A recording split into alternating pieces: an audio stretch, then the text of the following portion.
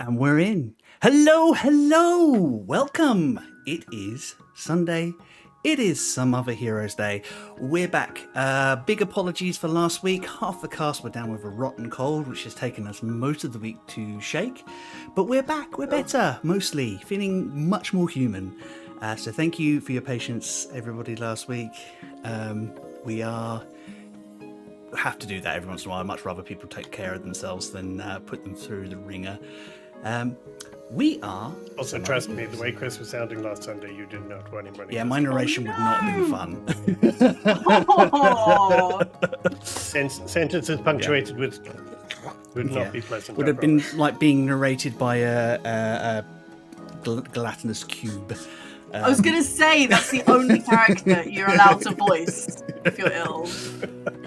Hi, we are Some Other Heroes. We are queer dungeoneers playing a game of Dungeons and Dragons in a homebrew world of floating islands and airships and strange magics and deep mysteries. My name is Chris. I use he, him pronouns, and I have the honour and joy of being the main storyteller and producer for this show. With me are my four queer dungeoneers who will introduce themselves.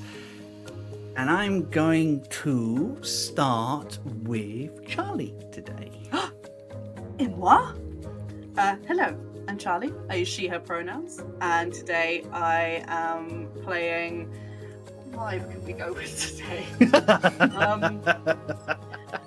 I'm going to go opposite day today. She's very intelligent and relaxed and demure and straight to the point and really good at retelling stories. Aisling, my soul warlock satyr. I look at Aisling and I think reliable narrator. Yeah. Very calm, doesn't shed. Doesn't All shed, good. yeah. Hypoallergenic, Aisling. Oh God! Oh, that just gives me thoughts. What if you do have a fur allergy? Sorry about it. Take some fexofenadine. Get over it. Yeah, would you like to go Imagine second? if that happened as one of your wild magic surges, Aisling. Aisling actually got allergic to her own fur. Oh God! No, what? That doesn't sound like something that might happen. Yeah. Just saying. When did I last use wild surge? Not for a while. Due one soon. Theo. Fuck. Hello, I am Theo. I use they, them pronouns, and I will be playing. Okay, we're doing opposites. The really calm and collected, and just sure of themselves. Yeah. Eugene. Amazing. The half elf wizard. Wonderful. Perfect. Not the sharpest crayon in the drawer, you know. Super smart. Just vibing. Hates most reading. Of the time. Yeah. Michelle. Hello, I'm Michelle. I use she, her pronouns, and today I'm playing the really intelligent, forward-thinking, slow to react tiefling rogue ranger. Pacifist. Yeah. Pacifist. Yeah.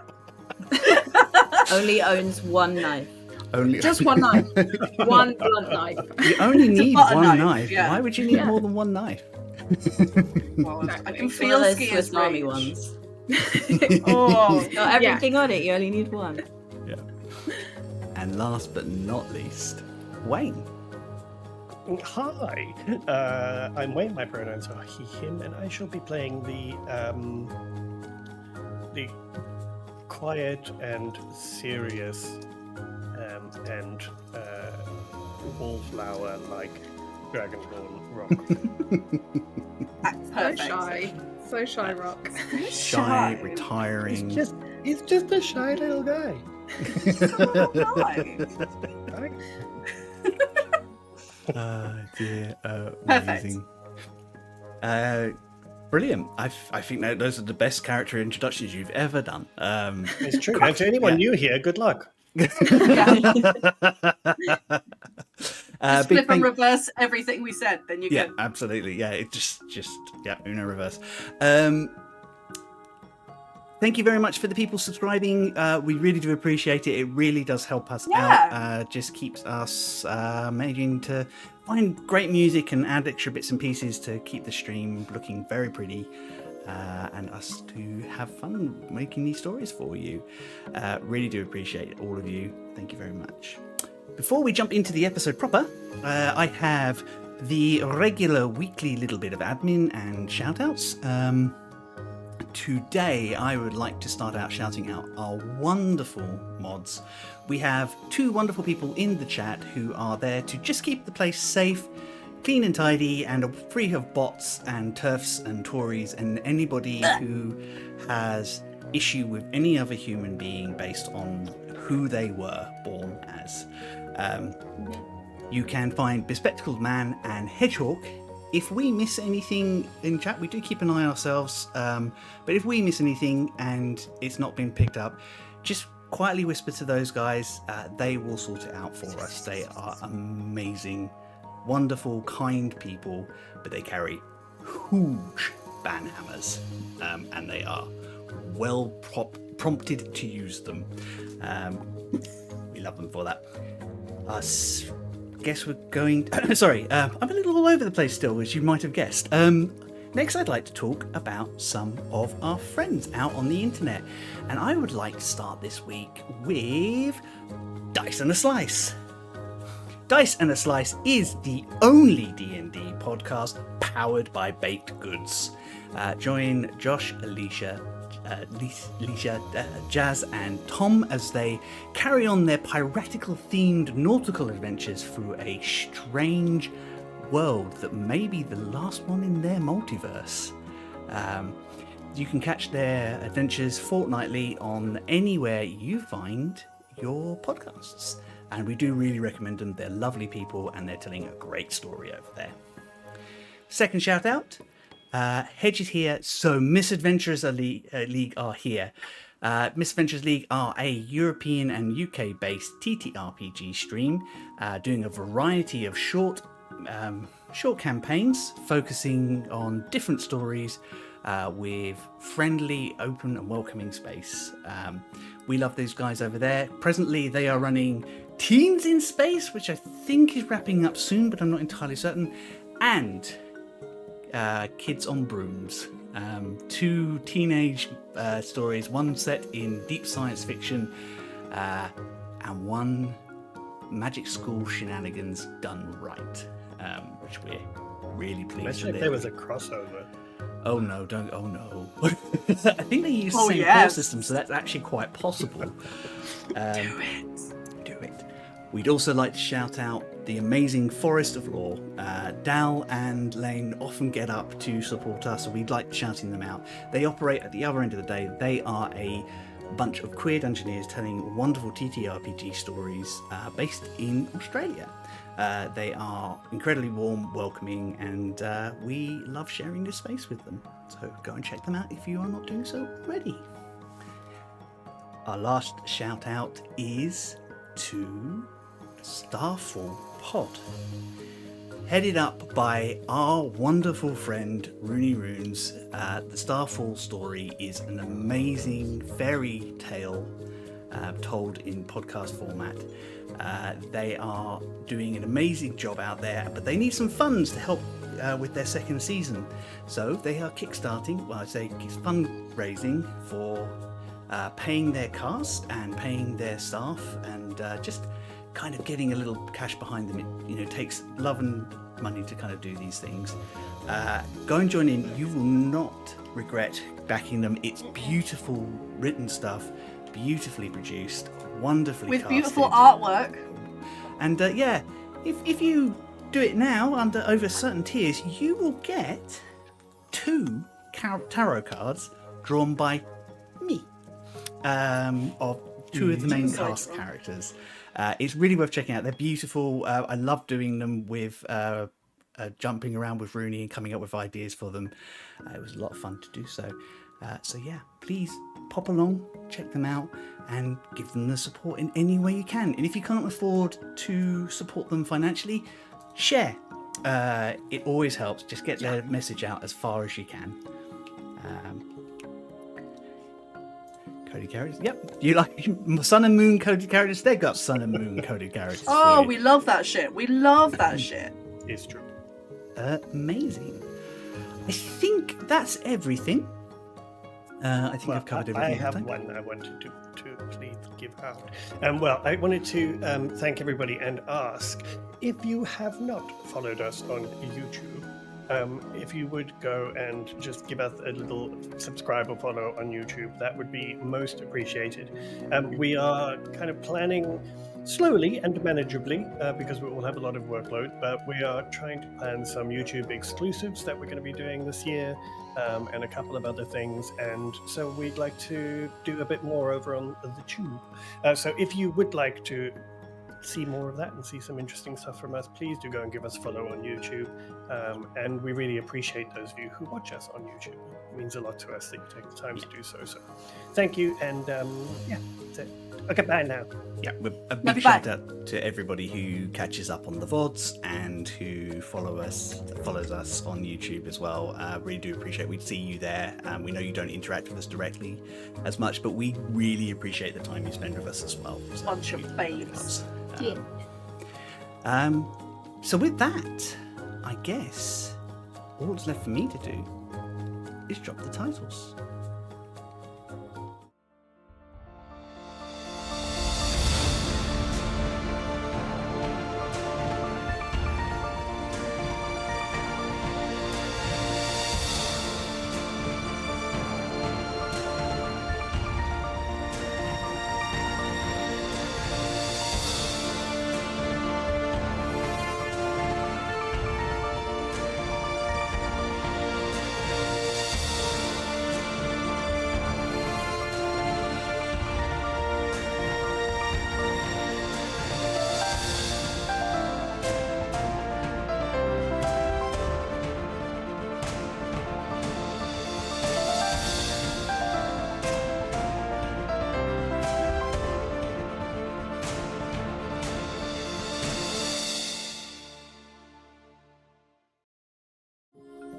And we're back. And just leaves me to say, previously on Some Other Heroes, our adventurers have been travelling through the city and supporting the city of New Doan, the golden city of the elves. They have gone on several adventures. Eugene has completed his harrowing. They have travelled deep within the ways, the mystical pathways that connect different dimensions and flow magic into the world, in order to protect and repair the second of the sky temples, the mystical places of power that help keep the sky shield that keeps their homeland floating in the sky. They've been joined by the amazing Skia, a friend from past adventures who has joined them on a more permanent basis, bringing with her revelations and secrets of her own. And they've bounced back and forth between different places, rescued the city from an attempt to undermine the authority of the governing body, the Eternal Court, found fiends and dragon cults who are moving through the city with their own goals in mind, and uncovered that not one but possibly two dark gods have ambitions for the future of this world.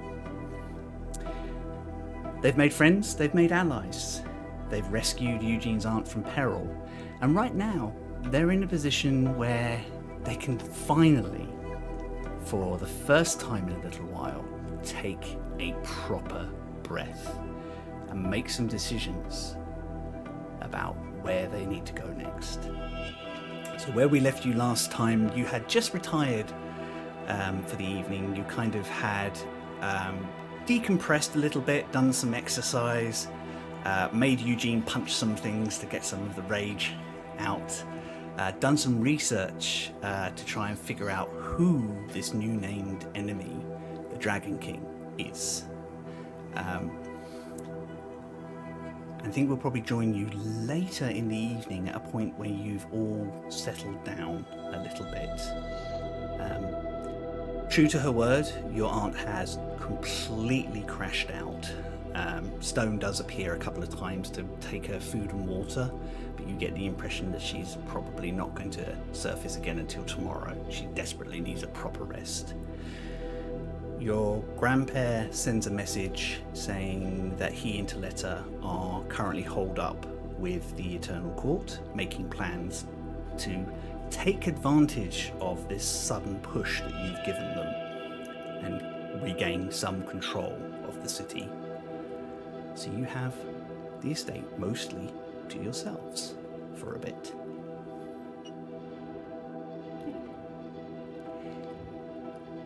I think we find you all in the room that you have been sharing as a quartet with the fort rebuilt.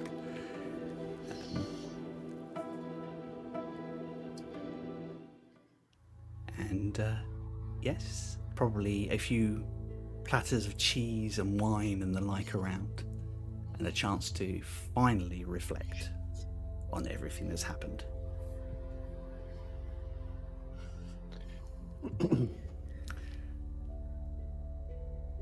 So, Now that went what? well. Didn't I? No, it does appear that once again we have not died. So you know. Cheers to yay. that. Yeah. Uh-huh. And now we have to. You go- okay? Yeah, also not dead, so good. Well, okay, yeah. Mm-hmm. I love how high our standards Again, are. drink to that. How are you doing? Yep. I'm not dead. It's a good day. Woo! We have to go and face the what are they called? The council Eternal tomorrow, Court? don't we? Court. That's the one. Yes. Do we have to? Yeah, I kind of think we do. I mean, we are in their city and have fundamentally changed the kind of course of their history. So I think we should Told probably. them we were gonna. They said yes. Yeah. Yes, I mean we did. To all intents and purposes, have their permission, but I still think Yeah. we should probably go and see them if they've requested it. Yeah, you're right. As long as they don't tell us off, because like we told them we were gonna. I think they just wanted to debrief. From what you remember, they just wanted to debrief, and it got completely derailed by the fact that Sadia got kidnapped and you were challenged by Dawn's Chorus. So No big deal. you weren't actually ready to give them the full report, and yeah, that all went a bit weird. Now there's some DLC to that full report. Are we going to tell them everything, or is there anything we should like? You know. Oh yes, good point. Yeah. How much do they know about what like just happened? Well, I would imagine their prime concern is going to be anything that impacts New Dawn, really, and what happens from here. So, I mean, they know Dawn's Chorus was involved in the disastrous attempt at derailing the harrowing, etc. So, you know, none of that's a secret. They know about that. So, I mean, I can't think of anything that we Do they need to know intentionally about- need to keep secret, do we? Dawn's Chorus doing what they just did.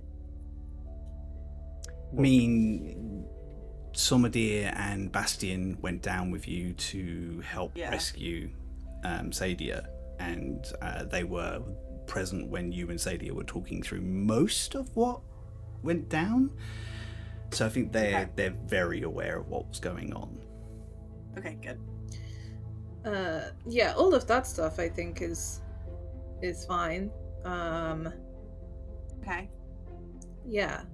Okay, yeah, that's fine. Yeah. We'll say like pretty much everything.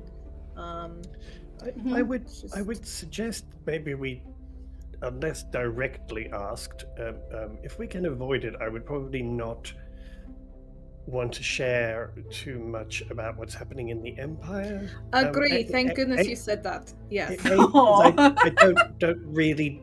I mean, we're not entirely sure exactly what's going on, and B, because as much as I hate to say it, these are two nations that are constantly sort of trying to one-up each other in terms of secrets and all this. I would rather not get involved with that if we can possibly avoid it. So if we're asked directly, I would rather not lie to the council in any way, but I certainly I'll wouldn't lie. want- That's okay. Oh, okay, good. Well, I'm glad. No qualms there. You don't give a Um, fuck. It's Eugene's, it's Eugene's family and his grandmother's on there, and I don't want to. I mean, they've been very kind to us. But anyway, but yes, that's the only thing I can think of. Yeah, I agree. And possibly Alabaster. Will that come up? Do you think? I don't. Also, what are we know, doing would about it? that? I've kind of lost track Yeah. a little. I think I got hit on the head a bit. I think we kind of had more pressing issues that Yep. were more time sensitive. Well, there was some research happening, if I remember right, but Yeah. I quite new research I quite happening like now. to have it. I quite like to. Yeah, I'd like to not feel like I'm kind of dead. That would Yeah. be good. honestly, you do feel really weirdly cold and clammy when you get near to you. It's really odd. Yeah. Yeah. No, it's, don't so come cold. closer. That's just weird. I'm not fucking contagious, Rock.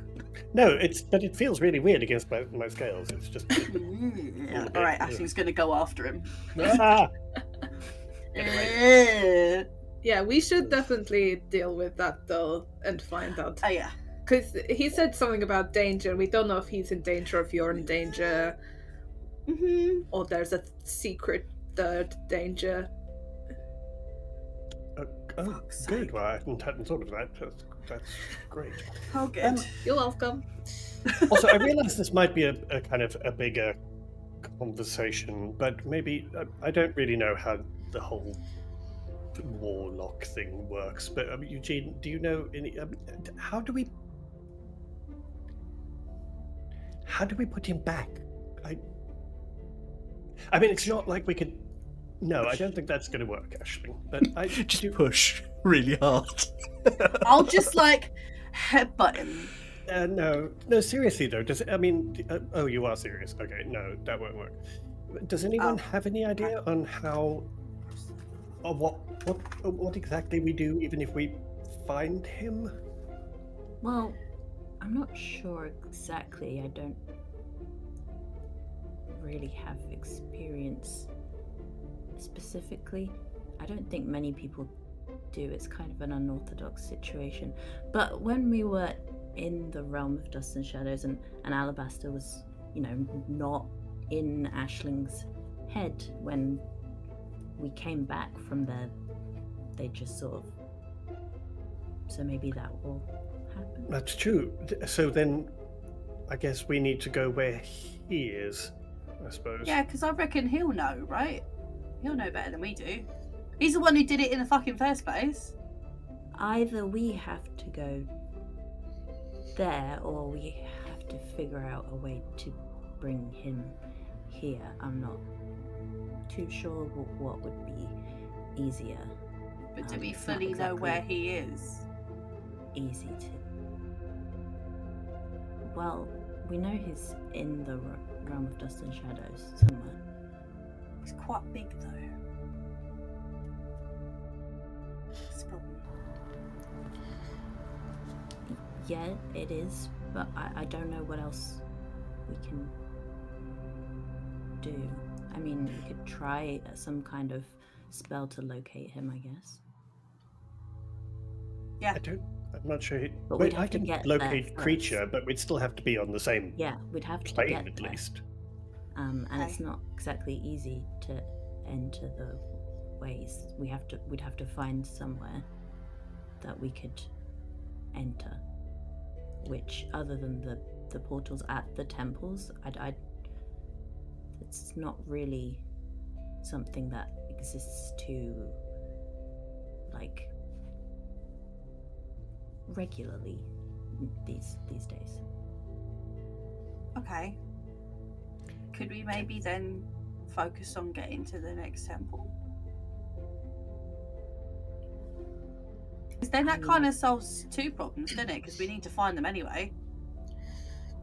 Yeah, but we're not sure how long that's going to take, and we don't know how much this separation is affecting you. I mean, how are you feeling? The same? Is anything different? Do you feel okay? Can I medicine check myself? Absolutely, yeah. Okay. 18. 18. Your pulse is still very slow, much slower than it should be. Your temperature is low, and you are... It's harder considering how furry you are, but you are a little clammy. Told you. You would, if you didn't know better, you would say that you were deeply ill and would probably be comatose. But the fact you are walking around and able to act and behave normally is peculiar. Fun. Love that. Love that for me. Yeah, I'm not feeling worse. I'm feeling like I shouldn't be walking around and talking and doing stuff. Like, I've had like real nasty... It's when you eat random crap that you find in the forest, you get quite sick sometimes, and I've had them before, and it kind of feels like that, but I'm not actually sick. Do you know what I mean? Oh, No. wait, you feel like you Well, have it's how- stomach flu? No, well, like really bad one. Like there was one time I ate some berries that I super shouldn't have because they were like mad colours. They were all different colours, and that's nature saying nah nah nah. But I did it because I'm not a coward, and I felt like right rough for weeks, and it kind of feels like that. It's all like sweaty and cold, and my pulse is still really low, and it's really weird. And yeah, it kind of feels like that, but I'm not sick. Do you get me? I'm just going to, telepathically to Eugene and to Skia. I'm Subtweeting just me. literally just going to say, oh God, I think she's losing it. Bitch, she never had it. She's gone. Okay, well, I'm going to take from that you're not feeling worse. So that's a good sign, right? We'll go with good sign. Yeah, Right. maybe we... Neutral sign. Okay, I'll settle for that. Right. We should work towards getting Alabaster back, but Yes. maybe like do something else as well, because we don't have much of a lead right now. So maybe we can work towards the next temple.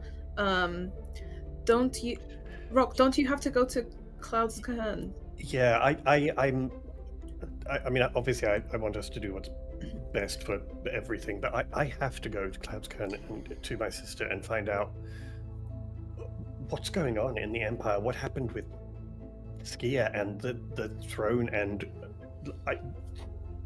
if she's okay, I have to go there next. I totally. If you guys need to go somewhere else, then that's fine. I can totally do that on my own and meet you somewhere if that's the best way to do it. But I have to see my sister.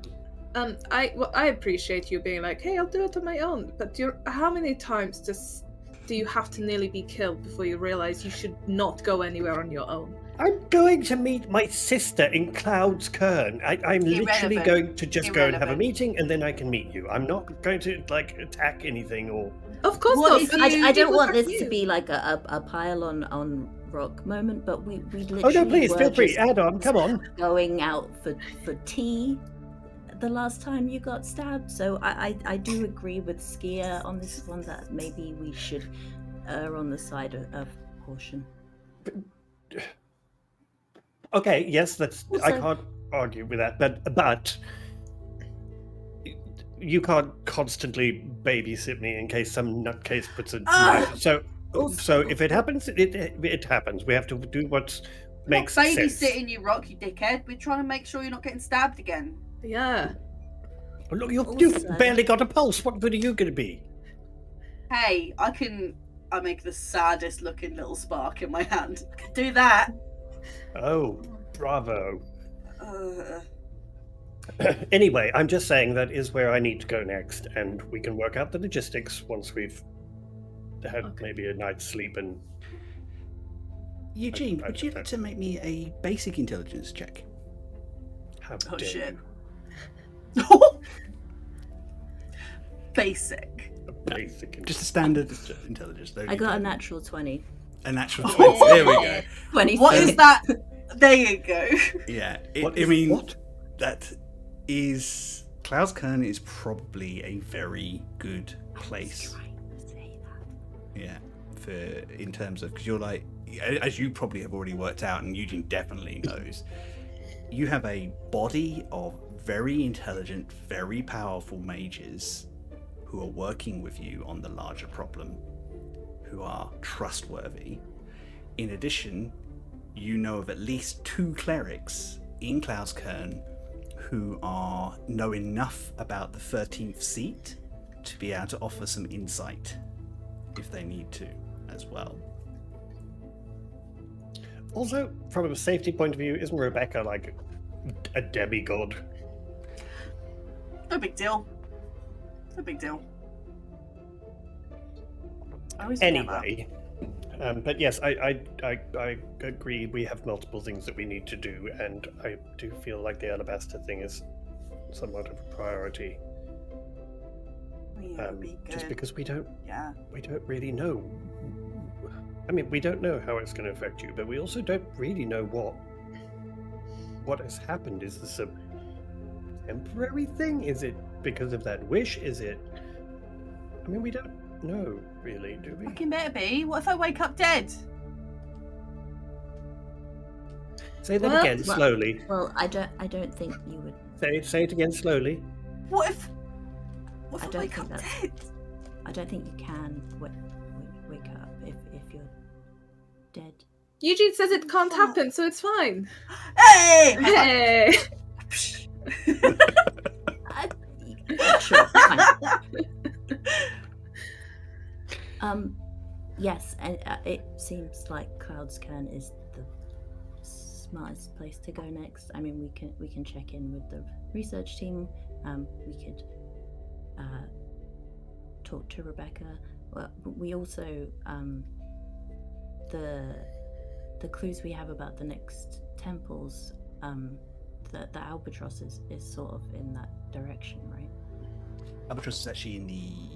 Actually, he says, hang on, trying to remember his own map. Kind of. The Albatross is far west, and Klauskern is a little further west, but more north.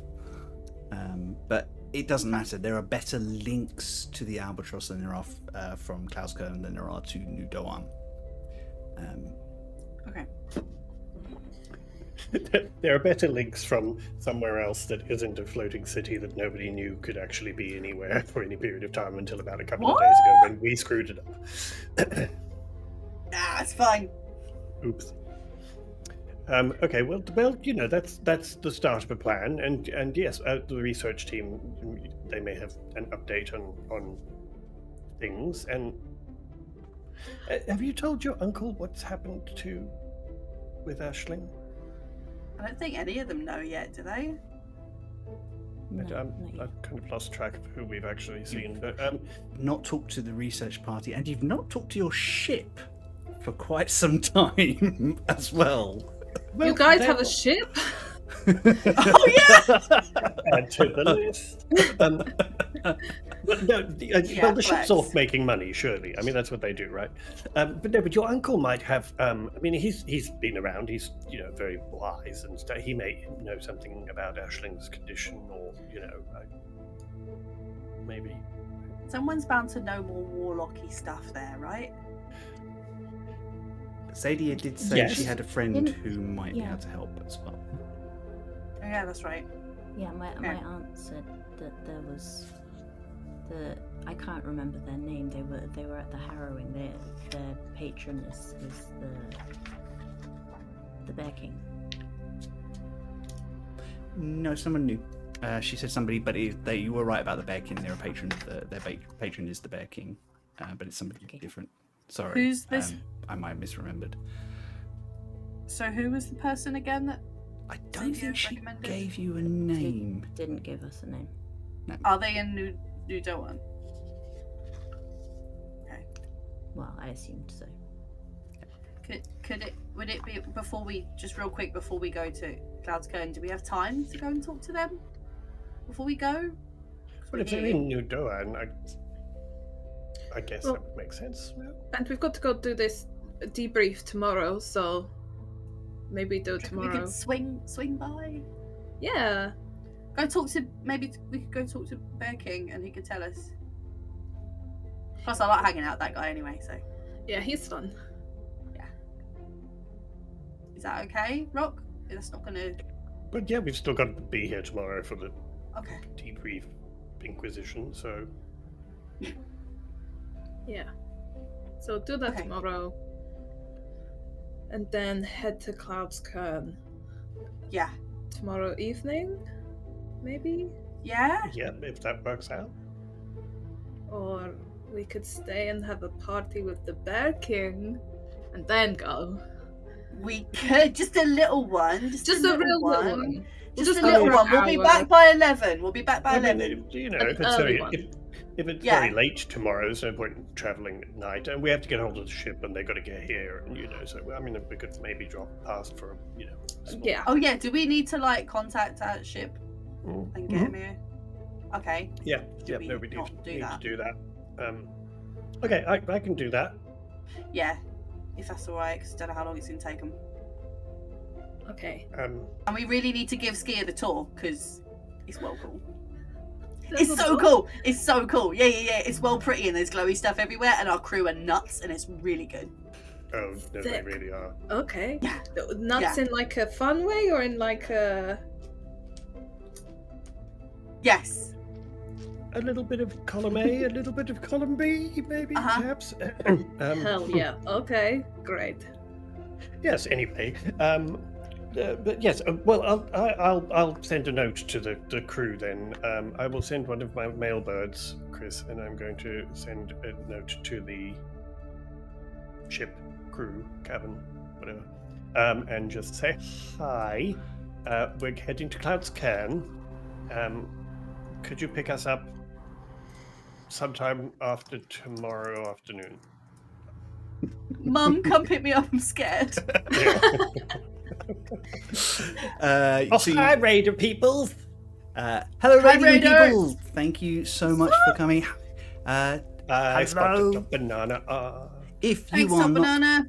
if you're not checking out Top Banana Art, what's wrong with you? Do it now. Let's sort it And I come out. straight back. She is lovely. She does regular streams doing RPGs, JRPGs normally, and artwork with sometimes with people you might recognise from this table, possibly. I'll give you a clue. It's not me. Yeah, you. So where you're talking? So you're Mail- sending it to mailbird. Sudar or Yeah. amazing. Just so I know who you've got. Yes. Yeah, get them stretches in. Disappears off into the night. So it kind of goes. The evening goes on a little bit, and I think you are discussing things when there's a soft knock at the door. And you open it. Come in. You open it to find Taletta and Somadir standing there. Hi. Sorry it's taken so long for me to get back. Are you all okay? Somadir gave me a full report. Yeah, we're not dead. We have to send that none of us are dead. That So, is- I'm nearly dead, but not really. oh yes, well we're pretty sure Ashling's not dead, but anyway, I mean, so yeah, we're fine. Do come in. Excellent. I am intrigued by what you've done to our guest quarters, but don't dislike it. Ashley's defending her thoughts. We'll put it back. Ashley will put it back. Anything that helps you feel more comfortable and more situated is fine. Somadir, would you please join us as well? He smiles and nods and comes in. We have some good news. The council would like to continue their conversation, but they would like to do it under a more relaxed setting. So nice. I am hosting drinks here tomorrow afternoon, and you are all invited. It will be an opportunity to debrief on a much more casual setting, and for us to assess what is next. Somadir has some news. And he nods and steps forward. So the good news is, without whatever you killed in the sewers, without it being there, the cult and the demon worshippers have turned on each other, which is making it a lot easier to find them and bring them down, which has been excellent. We are rounding up some cult leaders, we think, and we may have this all better under control very shortly. So our eternal gratitude to all of you for your part in helping protect this city. I have some news for Skia and Rock particularly, but I understand that Aisling and Eugene may know broader details as well. Okay. It is no secret to us the Empire has agents in the city. It's part of the game of politics. We have agents in their court, they have agents in our court. No, you don't. He smiles at you in a way that says, "Oh, you sweet summer child." Oh my god, that's so good. Sabina Rithon knows of agents that I have put there. I am certain of it. Whether she's revealed them or not. I don't know. Oh, yeah, no, we know. We know, Sam. It is part of politics. During this violence, 3 of your agents were taken down. We think that they were targeted, and they were all Sabina's people.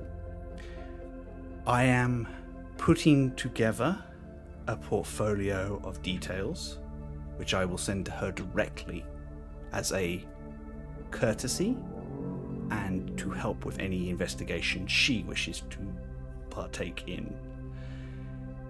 Somebody used the chaos to remove dancers from the board. How are you planning to share this information with her? I will drop it in a way that we normally communicate so she knows it's from me. I would just be careful. At this juncture, I would be careful of trusting any intermediaries. Let's put it that way. Only hand-selected individuals who I have used before, I promise. But I wanted you two to know, because as I understand it, Rock has been attacked directly on a number of occasions. And although I can't prove it, Skia, you have been associated with certain individuals who may be working for Sabina. Gasp! I'm gonna take a step away from Skia. This is all brand new information. Well, this is a shocking turn of events. I don't really know what to say about Treachery! Um, Right? yeah, drudgery. Ski is having a bad time right now. Do you know? I feel very attacked right now. These agents. Do you know, like, what happened to them? Things that looked like accidents to the naked eye, but to practiced individuals such as ourselves, were definitely not. Are you aware of, and you do not feel you are obliged to tell me anything, are you aware of any of your other fellow dancers being attacked or killed?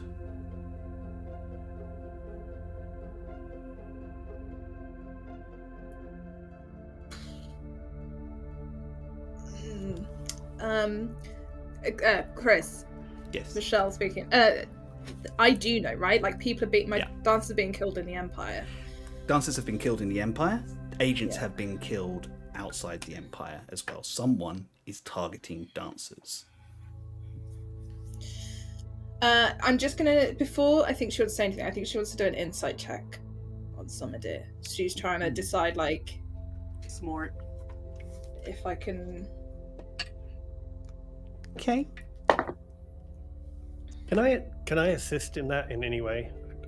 I don't. You'd need to be connected in some way. I feel like insight is a very personal thing in this relation. Yeah, I don't really think I have anything to add. I mean, I can communicate with Skid telepathically, but I don't know if I have anything particularly to add. If you guys were already connected, I'd say that's probably okay. But you weren't at that point, so okay. Gonna go with Skier's ridiculous insight rolls anyway. She's good at insight. 26 meets his beats. Oh! Yeah. Okay. Spy off. Summerdeer is a very guarded person naturally, but you get the sense he is being honest and he genuinely is worried.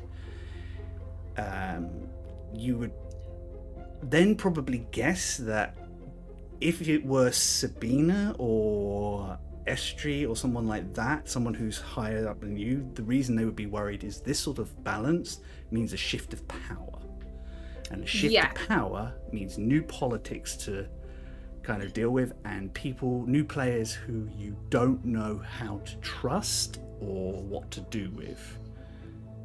Okay, that's sort of what I was after, because Ski wouldn't go off of he's like, this guy's just being nice. She'll be like, what's in it for you? So if he's like, we're one and the same, and if you guys are losing, what's to say me and my people aren't next, or something more along those lines. Is this going to hurt us? Is this going to attack us? Like, there's a professional respect. So if he's built up an arrangement with Sabine or anybody else, even those three people who were agents here, if they knew of them, there may have been some kind of implicit agreement. So having new people now come in immediately unsettles them, I guess. She's not going to elaborate, but she will say, yes, I am aware.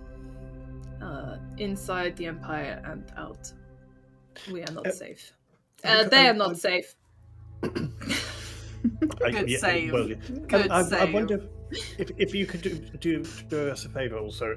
If you wouldn't mind just sharing this information about dancers being attacked with maybe with Marcel Solgrax, just as a courtesy, as soon as you can. He smiles, and there's a moment and then a calculation, and you kind of realizes who you're actually inferring he needs to pass over. I think that we could let that roll carry over for Skier.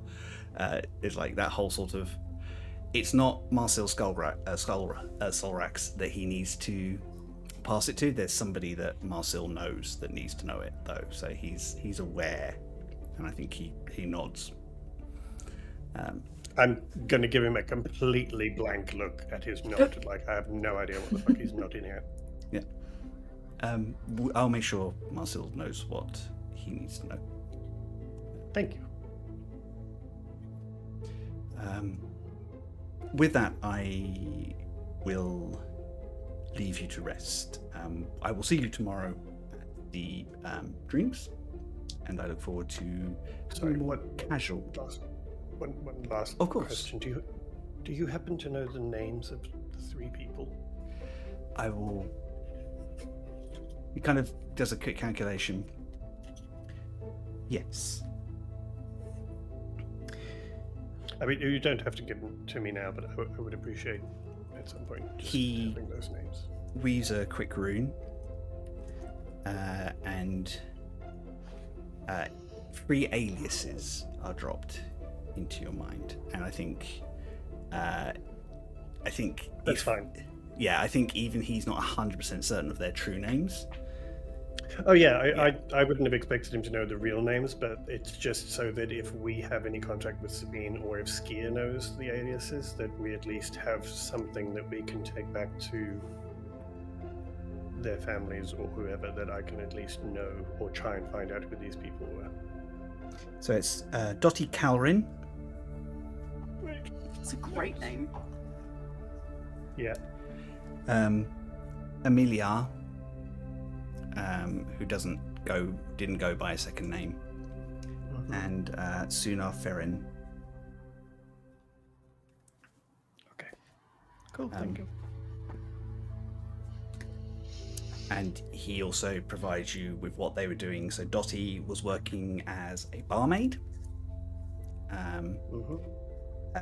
Amelia was working as a tradesperson. And Suna was a butler for a lesser noble elf house. Okay.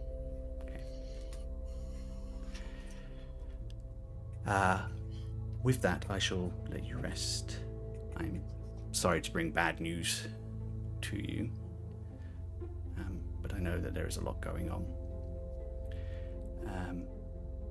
Be well, rest well. Taletta, I will show myself out. Thank you for allowing this. She smiles as she's sitting, and he bows, and you can see him bound off. How are you all feeling? Generally, now somebody is out of earshot.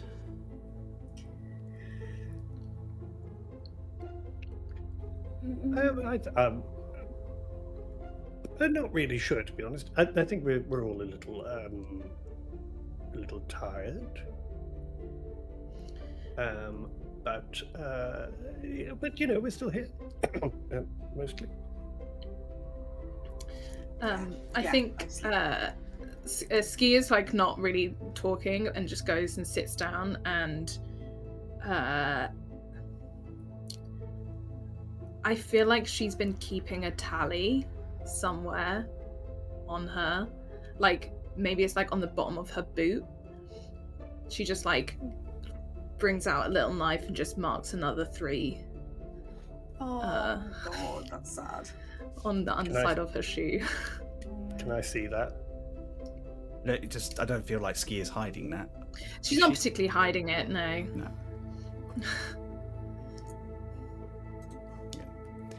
I'm not going to say anything. It's just. I think Taletta just very gently reaches out with a hand and just touches you on the shoulder. And there's you know Taletta is hard and when she needs to be. Like, I think we've already described her as steel wrapped in velvet. Like, she's tough. Do not let their names weigh you down. Use them to hone the edge.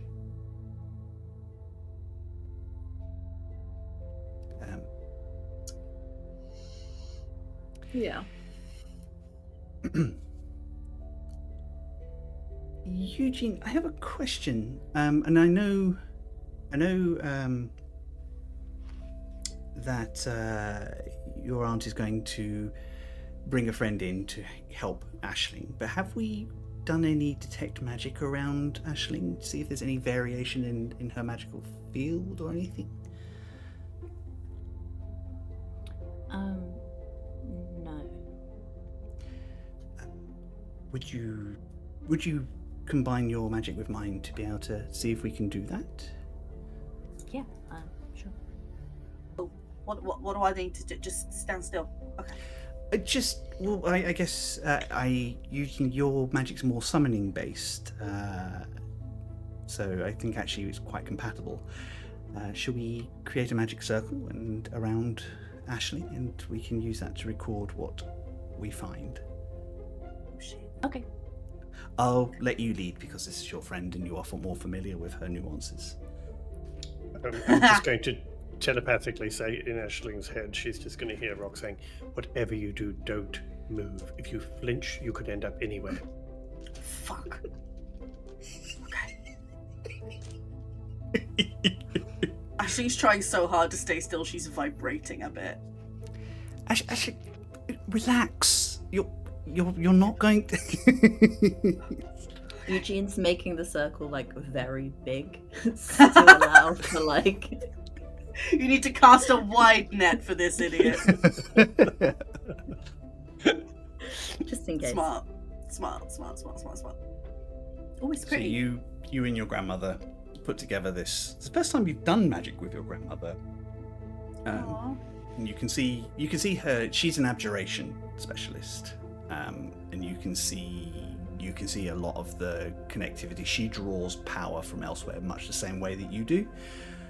And I think it's more familiar. So when you've woven your magic with other mages, it's felt a little weird sometimes, just because you're trying to cross a barrier in terms of how you perceive magic flow. But hers is very similar, and you finish this probably in record time. Probably it takes you about 5 minutes to do a ritual cast. I would like you to do an Arcana check with advantage.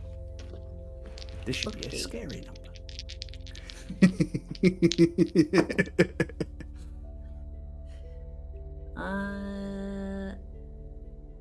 28. 28. I only rolled a 14. Not so great, yeah. Yeah, not so great, yeah. God damn. You see the flow of, as always when a detect magic spell goes up like this, it kind of highlights all the mystical elements of Aisling's person, her sword, the puzzle box all glow, and then there's All this the goats. strange thin grey line that goes from the puzzle box and seems to disappear into the ether. Almost like it's going beyond your perception. It kind of Is this doesn't. something that I can see and other people can see, or just the casters? Just the casters at the moment, Okay. but Alright. I say with that success, if Eugene wants to, and I'll let Theo flavour this if they want to as well, you can make that visible to everybody in the room.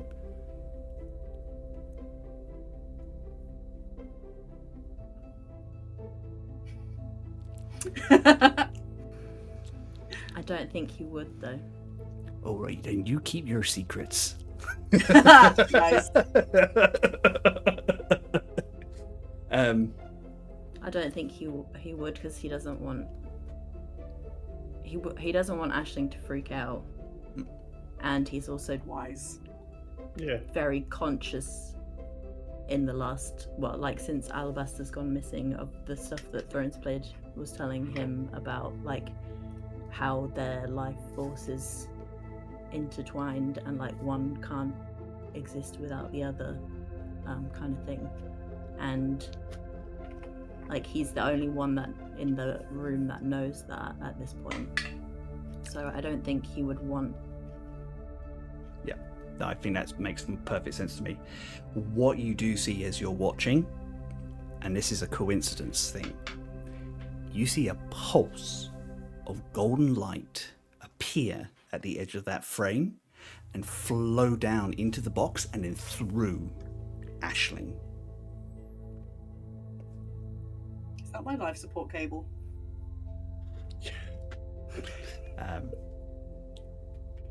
So it's the ECG. Yeah. That's literally her 1 heartbeat a minute. Yeah. Fuck's sake. And it just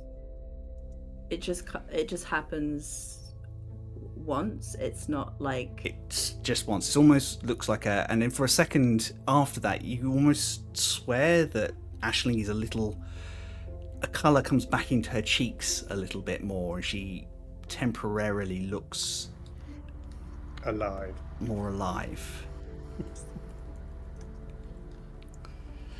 okay. The Well, magic. I Sorry, yeah? assume that Taletta sees this too.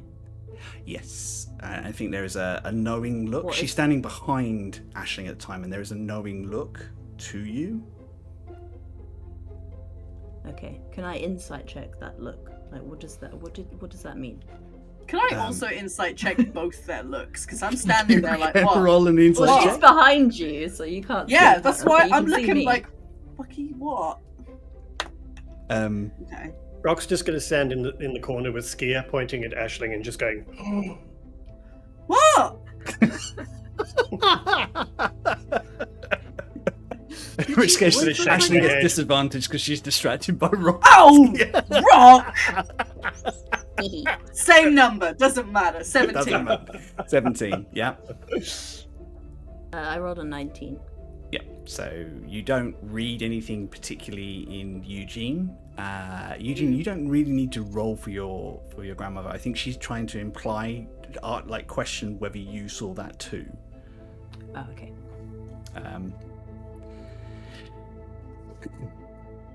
I think, yeah, she can probably tell by the look on my face that I saw that too. Okay.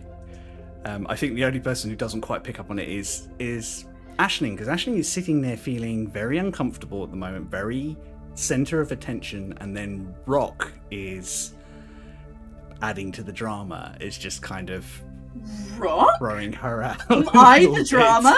I don't think I'm the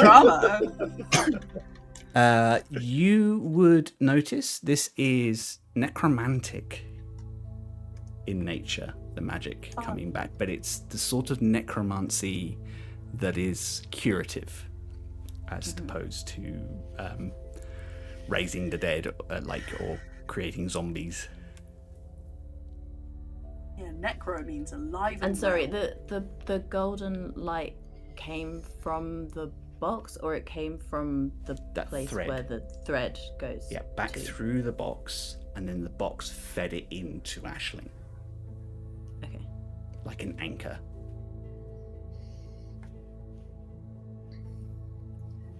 Guys, no one's saying anything. Shh. they're concentrating. I don't like it. What if I need a wee?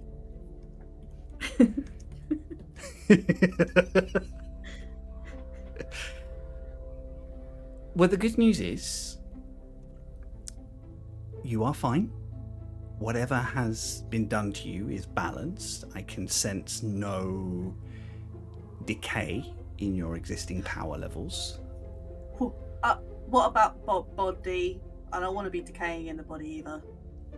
Your body, I would need to get a cleric to look at, but you look like you are fine for the moment. Whatever is being done is holding you, and you are safe. But that doesn't mean this is. And she says, and I hate to be the bearer of bad news. I'm not certain this is a permanent situation. But maybe Sadia's friend can give you an insight into how we can correct that and reaffirm this bond. My advice: don't draw on the magics that your patron gives you unless you absolutely have to. It's entirely possible that doing so will drain what vitality they are providing you at the moment. You have a natural wellspring of magic of your own. Try to use that first. Wait, sorry. So there's a chance that whatever is keeping this balance could be used up? I don't know. There are a lot of unknown variables in this, but it is possible.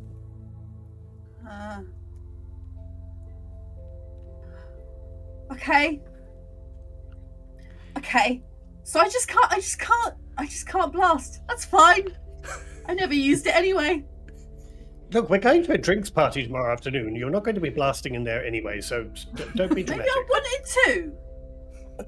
Well, you can't.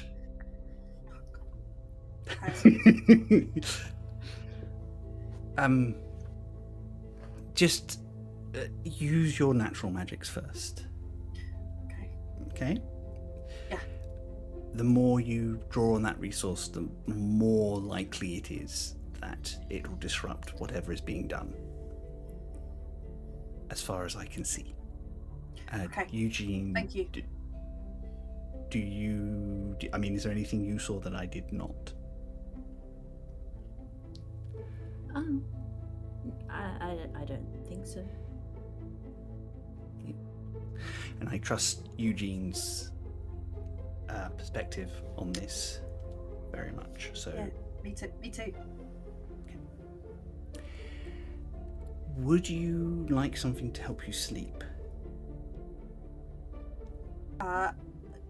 Yes, actually, because I haven't done it regularly in a while. So yeah, that'd be good.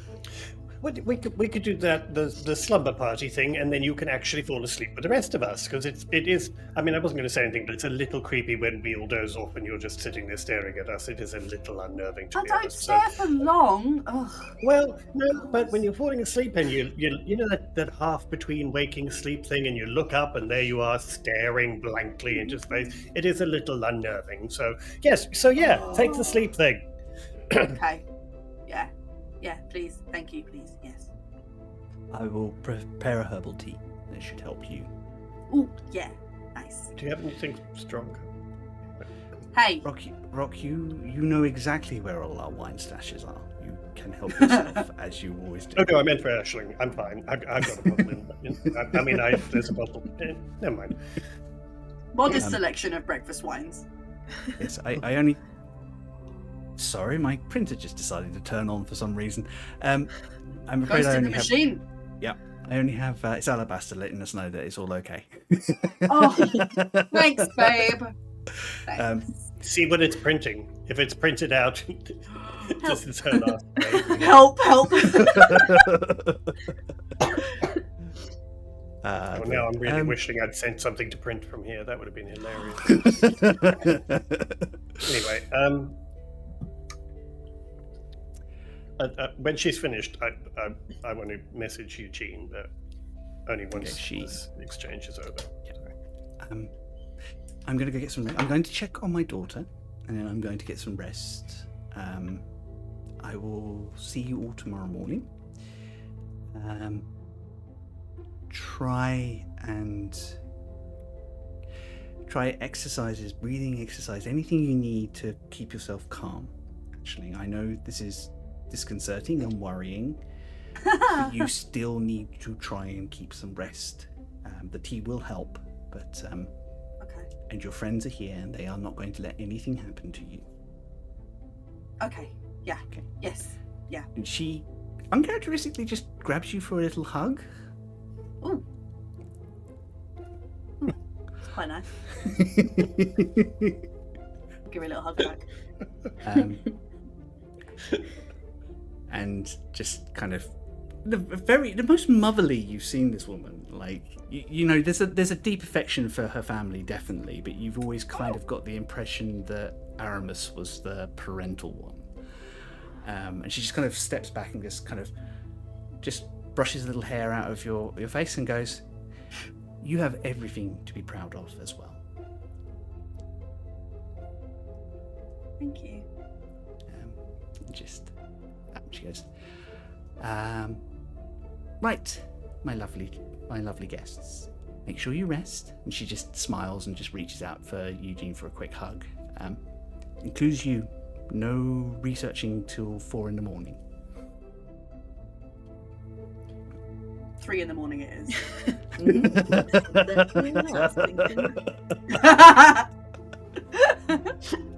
Oh, dear. Good night, all. She leaves. Right. Good night. Can I leave the circle now? I don't know, Eugene. Probably gone by now. Yeah, but I can. But like, can I? Just. Is it okay now? I mean, try it.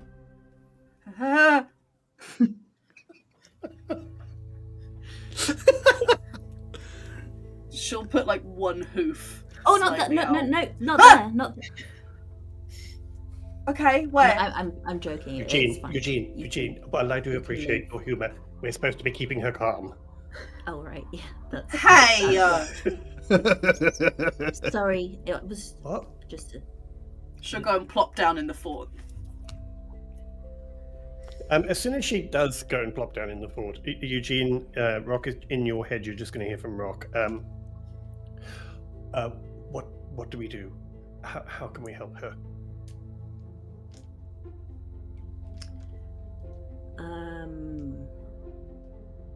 Right now, I actually have no idea.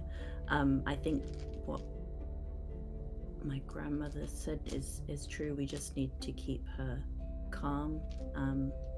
Perhaps find some way that she can communicate with Alabaster. I mean, warlocks normally have a way to contact their patrons, right? They don't all inhabit within their bodies, so there must be a way that maybe she can learn to commune with him in a different way. But we'd need to ask someone with some expertise. Okay, good. Just wanted to check. Okay, I'm just going to walk over to Aisling and just go immediately. Can you just poke her and go, stop sulking? Do you want something to drink? I'm going to get a glass of wine. I'm going to get wine. I mean, I don't know. Have I got my tea yet, or am I waiting for them to bring it? The tea will come along shortly. Oh, lovely. Okay. Yeah. But No, yeah, but that's not going to last all night, is it? No. But shouldn't I? Oh, it's fine. I'll okay. get an assortment. It's fine. Okay. I'm going to disappear to where by now, I'm probably quite familiar with where the wine store is, and just going to pick up a couple of things and whatever. Also, Chris, Are you getting do I know? snacks? Yeah, I was just going to say, do you know? Would I know where the kitchen is? Can I go via the kitchen? I think you've been here long enough, and you've kind of been involved enough now to know exactly what's going on. I'm going to go. I'm going to go into the kitchen, and if there's anyone there, then I will ask them. Otherwise, if there's not, I will literally just help myself. But if there is someone there, I'm just going to say, could we just get an assortment of snacks and maybe some small plates of cheese and some just a selection for 4 or 5 of us. That'd be great. Thanks. There is a staff member who is well accustomed to your late night requests as a group. Late night charcuterie request. I was going to say, if I notice that they don't look like this is a weird request, if they just look like this is a perfectly normal, like they're cool with this, then I'm definitely going to add some sweets and breads and anything else that. And then I'm going to just head back to the room with a few bottles of whatever I can find, and I'm just going to go in and just say, I've asked them to bring some bread, just in case you want a snack. So. Okay, amazing. So she's piled blankets on top of herself to try and weighted blanket herself. She's leaning to the side a bit because she's weighed down. So what are we doing for the slumber party then? Don't know. What about ghost stories? People do that. Oh no, wait, we've got to keep you calm. Let's not do that. Oh, ghost stories are good. That's what we used to tell all the time when I was a kid. It was great. It helped us go to sleep. Well, Spookier the better. I can go for a ghost story.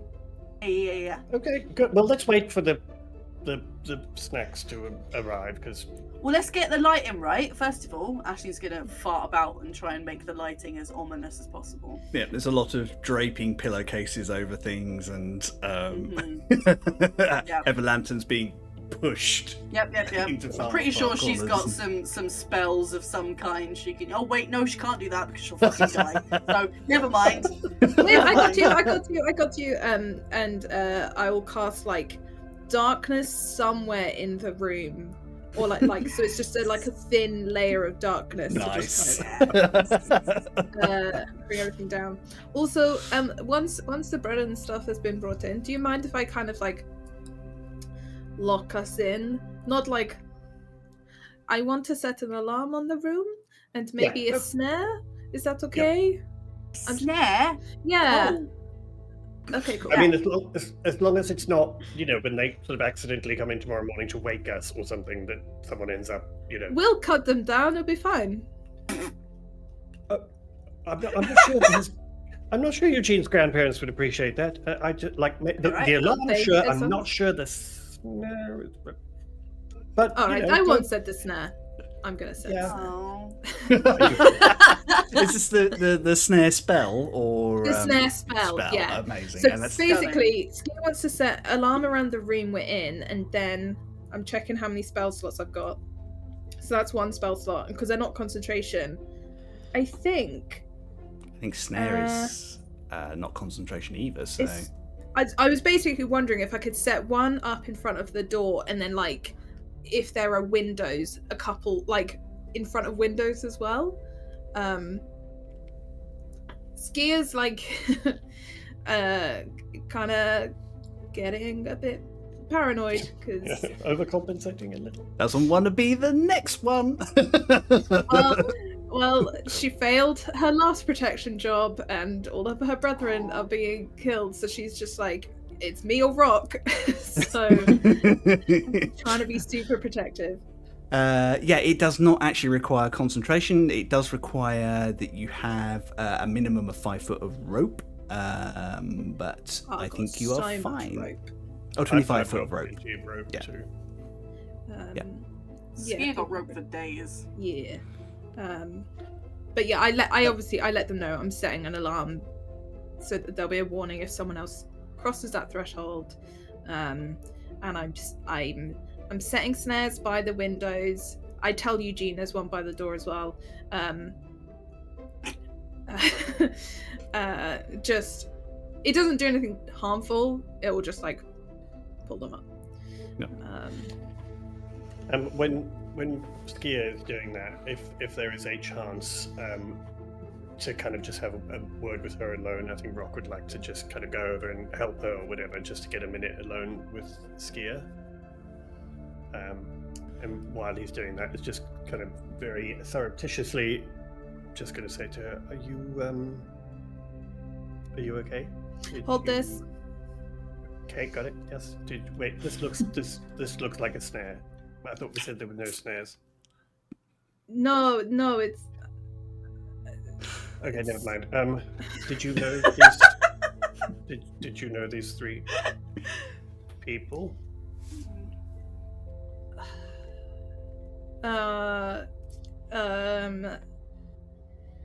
I don't think so. They're probably a different group. I think Ski didn't know them. No, I didn't know them. I didn't meet them. I didn't even know their aliases, but they're still my. I don't know. I know. How many others have there been? Ski just lifts up her boot. How many have there been? be about 15 that you're aware of. Yeah. Oh, it's 15. That. Yeah, I know. Oh, okay. I'm trying to be real cool about this, Rock. Yeah, you're dealing with it really well. The snares are a perfectly natural response. Do you think 5 is too many snares? No, for one room, no. So many snares. You're gonna wake up tomorrow and there's just gonna be like people hanging from like mobiles. It's a totally measured response. Just for like us housekeepers and like the maid. Yeah. In this Probably one one of room, us. in a tower of a mansion protected by an entire city, this is a perfectly rational response. Yeah. No, I get it. I just. I'm just a little confused by. There's just a lot going on. I'm What not are you really sure confused by? Why target dancers?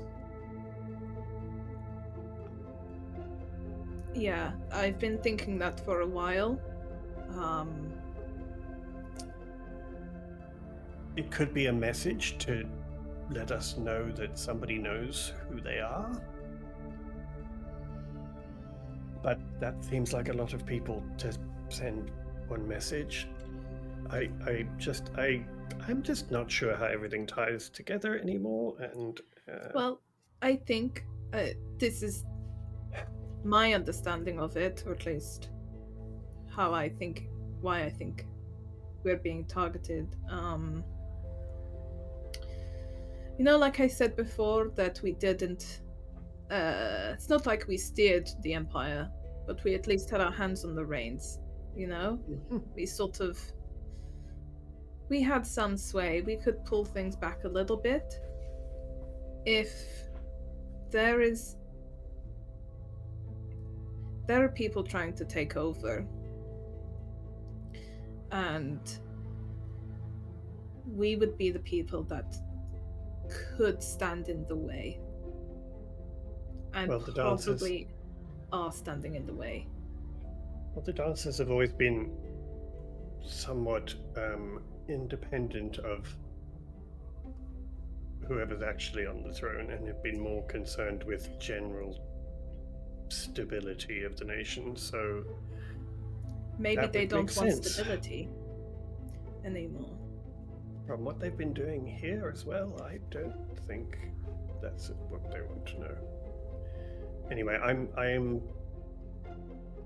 didn't know there were so many, and I'm sorry.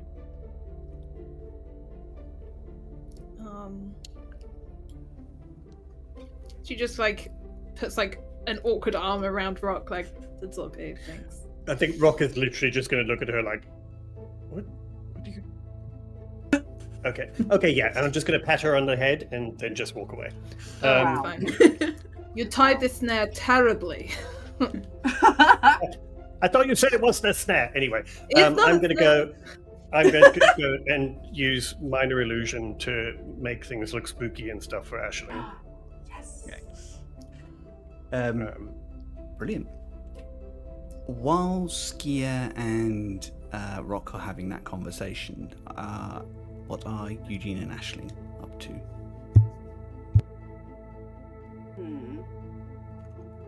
I think Aisling's still bundled in a million blankets, but she's sort of walking around with them on and trying to make things look a bit more ominous. Dragging them along. Yeah, she's just shuffling around like a. Eugene's kind of just looks a bit following like a her snail. around, like holding a train. Nice. Okay. Perfect. Yeah, she's just like putting things over lights and making it all look like cobwebs and shit. Just like, yeah, and then that bit, and then we could move this blanket over here, and then that looks like a spooky shadow if we put the plant in front of that. Are you sure this is helping? Yeah. No, honestly, this is what we used to do to get each other to sleep back when I was at the orphanage. It was like, yeah, we tell each other spooky things. It's because like face shit is a little bit spooky. It's way more comforting than, fluffy stuff. I guess that makes sense. Yeah, it just feels more comforting, you know? I don't trust the fluffy stuff. Hey, I think Eugene Yeah? just like takes her hand and kind of looks at her like seriously. And, hey, you know, everything's gonna be okay. I won't let anything bad happen to you. Yeah. I know. And it's just a okay bit. if you're scared. Yeah, I think it is. I think, yeah. It's just a bit weird not having him around, you know? It's like, well, quiet. Yeah, And then feeling poorly, guess but it not must poorly. Yeah. Yeah, it it's a must bit be weird spooky. if you're like used to having someone always. I mean, he talks a lot, right? Yeah, he rarely isn't. So, yeah. It's quite quiet. It's like not having a shadow, if that makes sense. You're like, ooh, where's it gone? Yeah, I guess so. Yeah, but thanks. I know you guys have got my back, and thanks for like helping me out. I'm sorry I won't be able to do as much stuff. I'm going to be a bit useless Hey, for a no, while. that's not true. You have plenty of magic of your own. You know, like I know that you and Alabaster have like this bond, and like I'm sure it's good for you and for him. But like you're your own person also, and you don't need him. Sure. Well, I mean, there's obviously kinks we need to figure out about the whole, you know, It's not that kind of relationship. sort of dead. Hey, no shame, no shame. Yeah, obviously there's things that we probably need to figure out, like the whole like sort of not feeling well thing. But I mean, just generally, you have your own power and your own magic, and you're your own person, even without Alabaster. Does that make sense? Like, Yeah. he's a part of you, but he's not all of you. Like you're a great person in your own right, and you have your own skills and abilities and powers of your own. So maybe this is kind of a good thing, maybe a little bit, because you can discover things about yourself that make you. Okay. Yeah, I guess that makes sense. And hey, you Yeah. might get a feather beard again if you keep using that'd be wild really magic. good.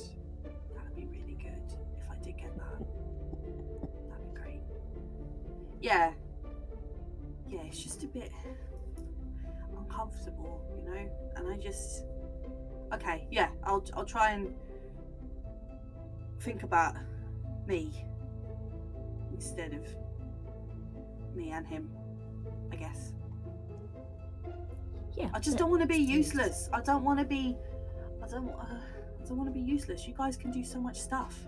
Yeah, but so can you. You don't need magic necessarily. I mean, you have your own magical power too. Like, you're a It can cool help us get around. fae being. Like, you don't need some crusty demon guy. I don't need a man. Right. Need Yeah. to get out of this codependent relationship. Seems very toxic. Oh, yeah. I mean, you don't get much more codependent than he's literally inside my head. Not even paying rent. Okay. Yeah. yeah, and I'm still with you guys, like, so it'll be okay. Yeah, and you're never useless. Even if you couldn't do any magic at all, we're still friends. I still need you around. Still Like, have who's the gonna power of build the friendship. forts if we don't have you? And I'm who's really good at gonna building forts. like always smell like cheese? Like, I'd miss that probably. My passive insight is 18. Yes. Just saying. Anyway. Yeah. Okay. Yeah. I'm quite good at those things. Yeah, you're good at lots Yeah, of and things. you're not just, and you guys aren't just friends with me because I can do magic. So. No. Right? No. Okay. Yeah, and I can still make maps. I did that before any of this magic stuff. Exactly. I was well good at it. Exactly. Okay. Yeah. Thanks, Eugene. That's okay. I'm gonna give Eugene like a massive hug, like picking him off the floor hug, Whoa, okay. like a big squeeze. His back cracks in several places, probably. Suddenly, Eugene is 5'11" to the 5'10".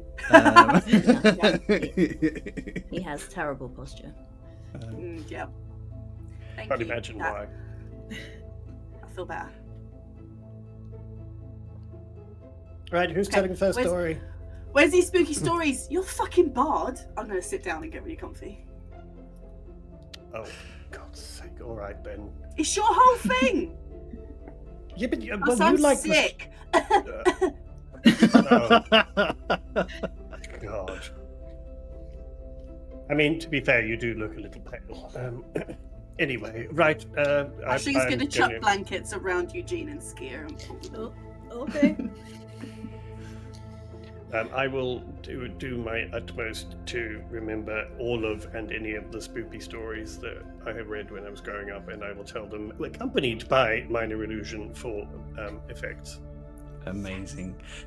And I think we will leave Parshkik's Chosen for the moment, deep in wonderful stories that Rock weaves for them. And although he protests, I think Rock probably tells the most stories that evening. Oh yeah.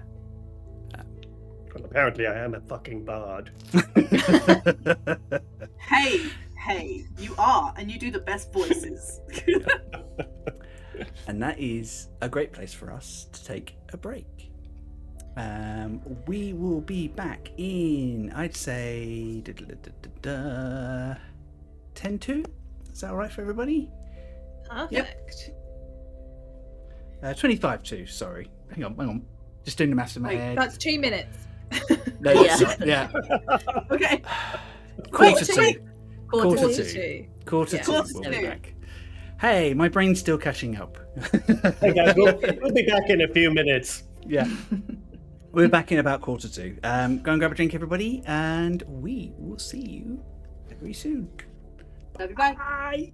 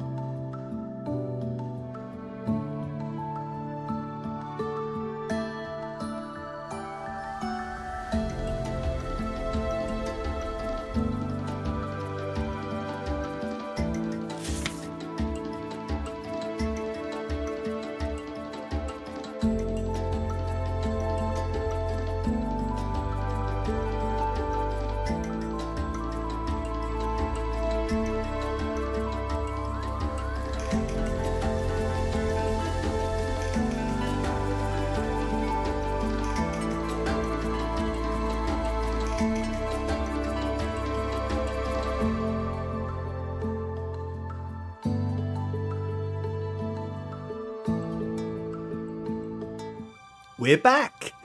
Hello everybody, I hope you had a nice break. We have been joined by the magical Mr. Ollie, doing his Oliver normal, Parrish. doing his scrunch face again. He's such a sweetie. Sir Oliver. Dear. Oh! Before the break, our friends have settled in for the evening, having had a conversation with Taletta and Somadir, discovering a little bit of some of the actions that have happened around Nudoan during the riots. A slightly thrown skier has put up a lot of wards, and the party has settled down into a slumber party-esque situation, telling stories to try and take Aisling, Skier, Rock, and Eugene's mind off of the many, many things they have on their list. I think it's well, let's just do a quick check. Roll me a performance check, please, Wayne. Yes. Could we give it advantage because of all the ambience that we've created? Sure. Yeah. Okay. Let me just check. Performance, yes? Yes, please. It'll be a 31. A 31. Damn, we are transported. Yes, I think, Skier, you've not really seen Rock tell stories before, and I think even Eugene and Aisling, this is whether it's just charged by the necessity of what he's doing, or because he hasn't had the chance to show off in a good while, these stories are wonderful, and you literally feel like you're there. You can taste the flavors he's describing, you can hear those sounds, and you come out the other side. You do get a really good night's rest. In addition, make sure you take your Gadlock's D6. Rock, you can have a point of inspiration from giving your friends the calm escapism they need. It's starting to feel like, you know, in video games where you find an area that suddenly there's like a lot of healing potions and you're like, ah, shit, what's coming up? That's how I feel. Yeah. And it What are we auto saves prepping for you. Yeah. I don't know what you mean.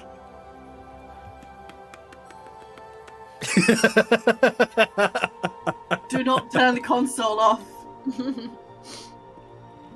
You are you get a good night's rest. I think you already took a long rest, so you probably don't need to do it again, but any spell slots that you have expended you can regain.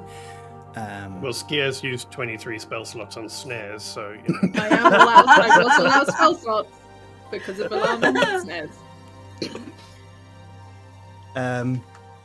Of which you probably need to remind people of during the night, because obviously people get up and move around and stuff like that. Nope. Okay, cool. They had their warning. Respect. It's a bit later than you would normally sleep in, I think. It's quite a late night for you all, but I think you are left respectfully quiet. There is eventually a small knock at the door. I think Aisling has a fucking excellent sleep. Yeah. She's full of herbal tea and spooky stories. Yep. And I think Eugene's the one who wakes up to hear the door knock. Yeah, he'll go and open it. Amazing. Open up the snares. Watch out for the snares.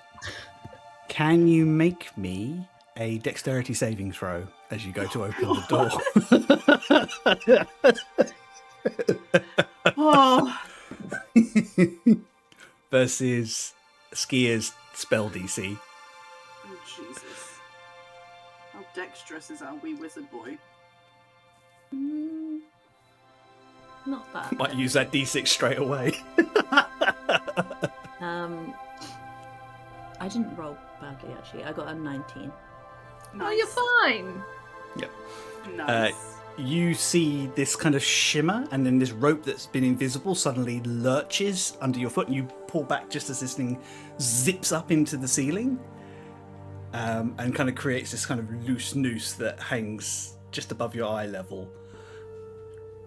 That's not ominous when they open the door. There's a noose hanging at eye level. Don't worry about it. It's fine. We've had a great night. Which I think you probably involuntarily let out a little yelp of surprise, which wakes everybody else up. Oh, did someone get caught? Oh, no, he's all right. Yeah, I sort of forgot about the snares. Aisling will lean round to see who's at the door. You can open the door. It is your grandpa, who... Is everyone right? I heard oh. Do we need to talk? Oh, no, it just goes with the rest of the ambience, don't worry. Yeah. We had a spooky slumber party. Ah, okay, right. That makes a lot more sense. My lad, how are you feeling? How are we all doing? Would you like some breakfast? Yes, to the last one. Rest of TBC. Well, I will... Yeah, I'm kind of with Aisling on this one. Well, I just wanted to make sure you're all okay and let you know that it's about 10 o'clock. You have some time, but obviously the Eternal Court will be arriving around about midday. So just wanted to make sure you have plenty of time to get yourself sorted out. if you needed to. In addition, Aisling and Eugene, and any of you really, but particularly Aisling and Eugene, Sadia said she wanted to see the two of you this morning, if she could. Okay. Okay. Hopefully that's about the warlock thing. Yeah, do you think it's about us? Do you think they're talking about us? Oh, absolutely, Skier. We always talk about you when you're not there. You are a regular topic of conversation. No, she will believe you. Don't. Oh, no. Put the autistic knife down, Skier.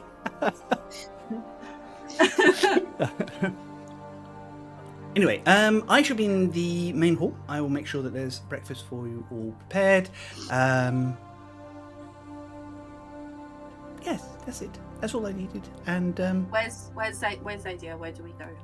When I where? think she's in her office. Grab some food first, though. Don't make sure you're doing okay. Which reminds me, could you roll me a D20, please, Charlie? Is this a death save? 13. 13. You get 13 heartbeats today. Yay! Use them wisely. Oh God! Use them wisely. That deserves a heartbeat.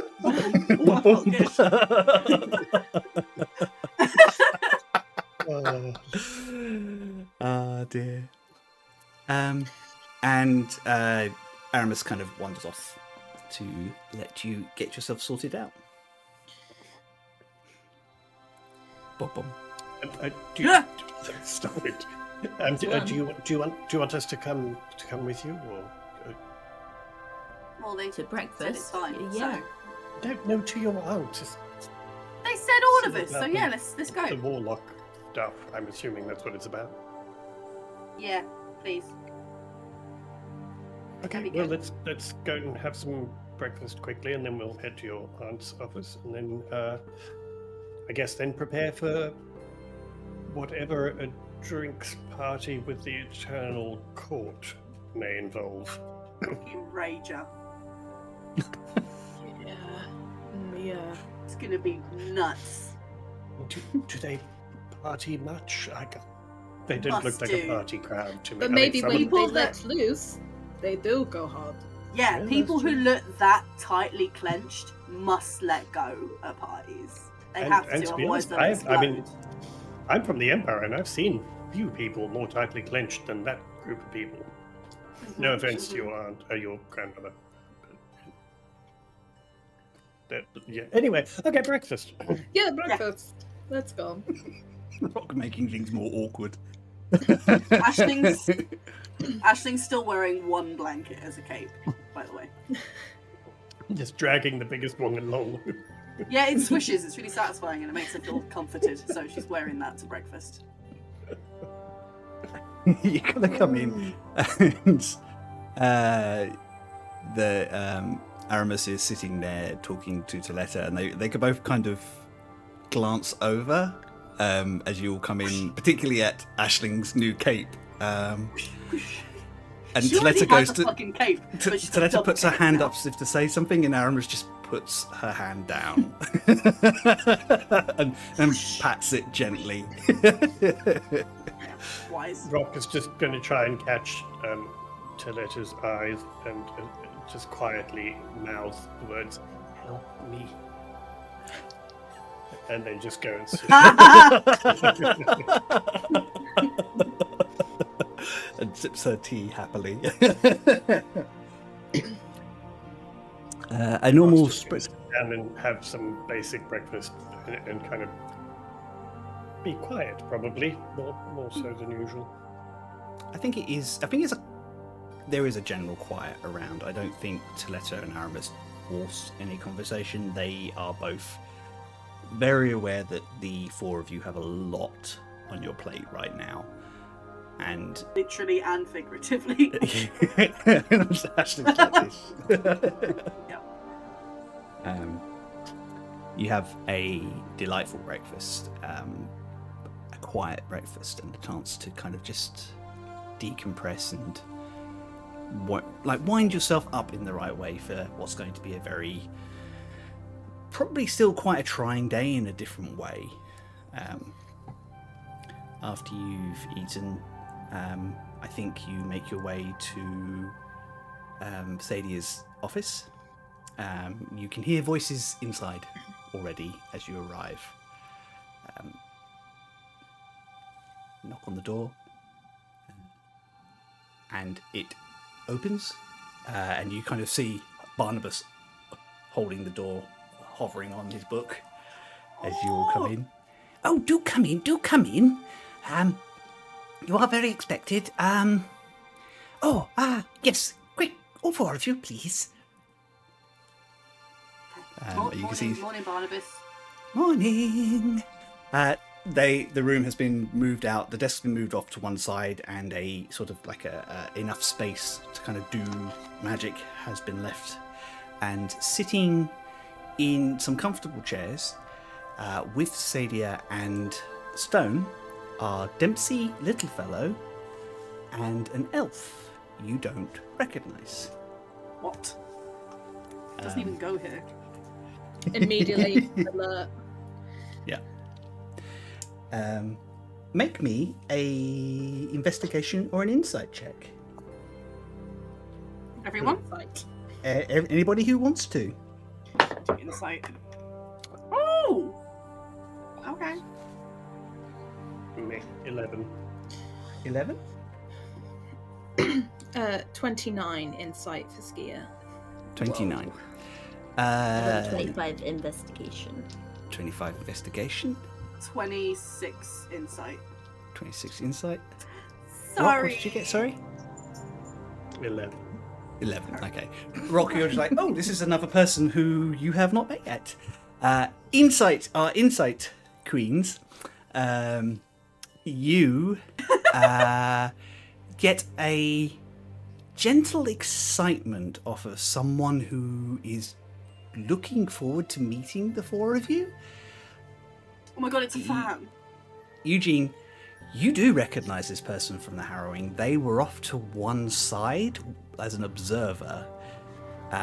With that investigation, you also notice this is a wood elf with dark brown skin and kind of like a barky effect just under their eyes, which you kind of see goes up into this headdress that they've kind of got wrapped up.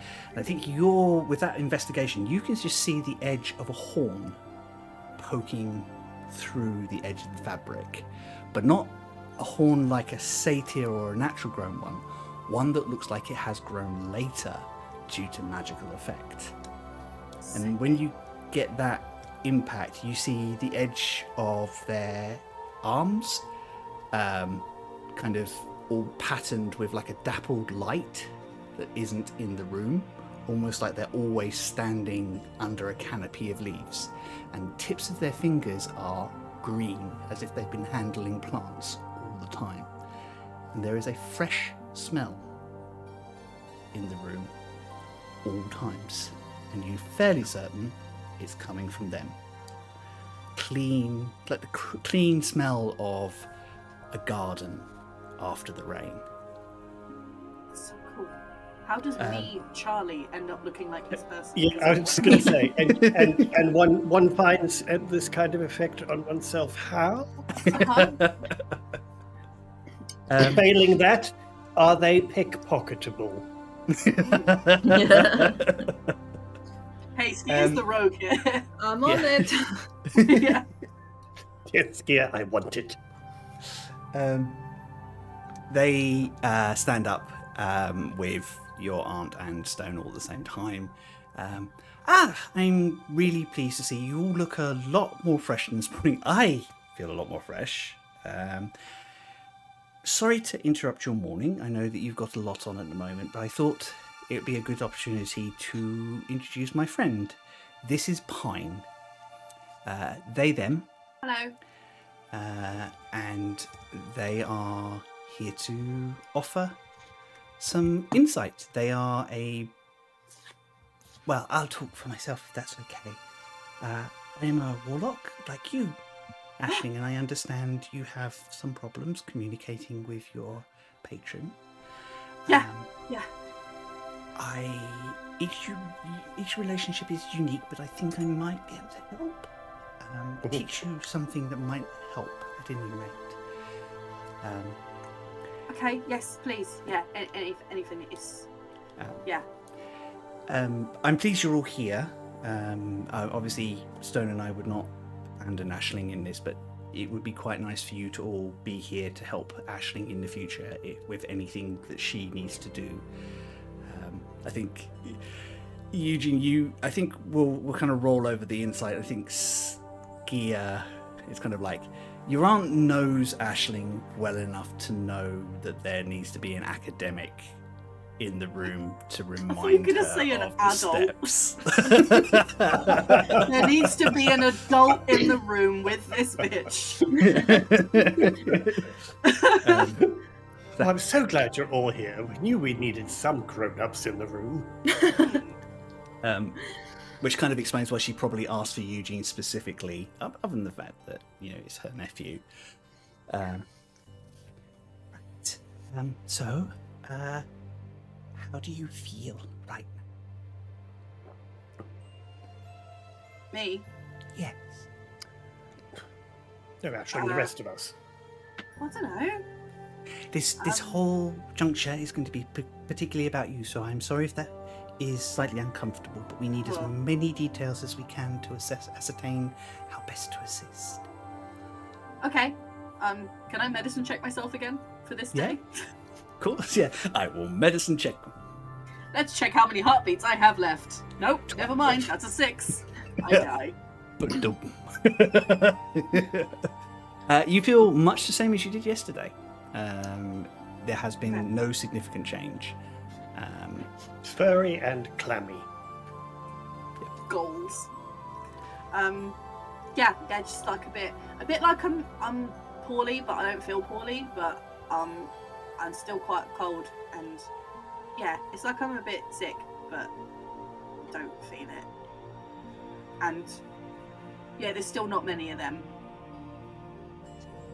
Then, with your permission, she conducts a medicine check on you as well, or they conduct a medicine check on you as well.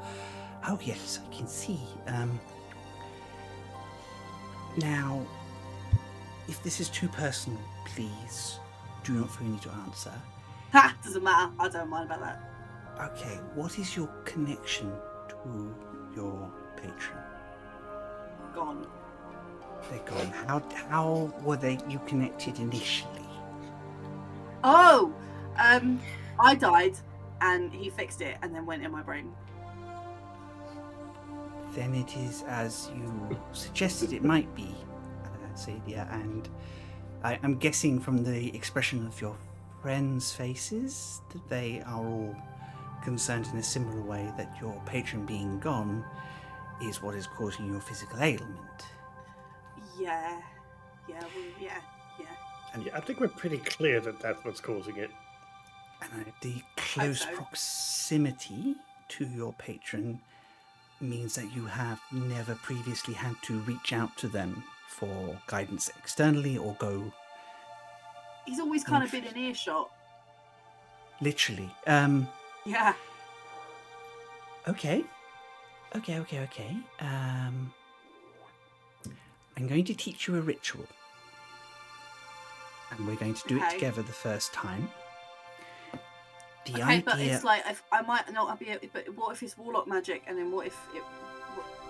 I'm not supposed to do that?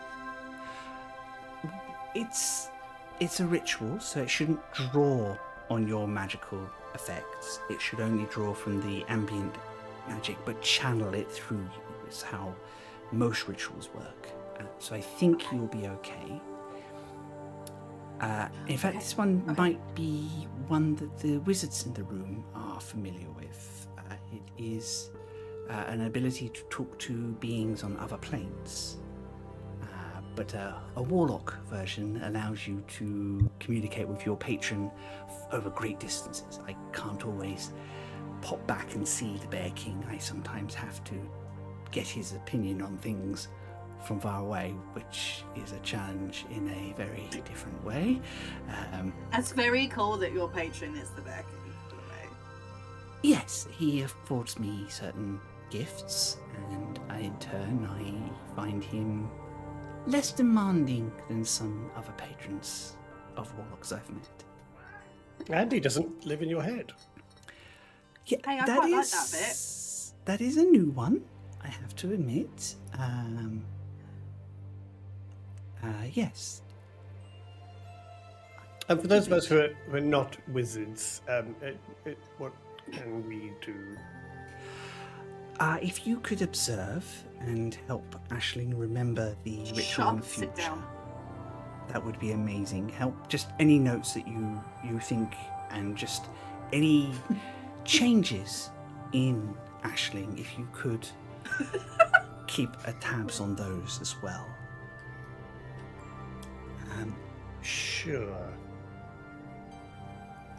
Thanks. So this is Hey, do you want my sketchbook? Yeah, I'll give my sketchbook to Rock.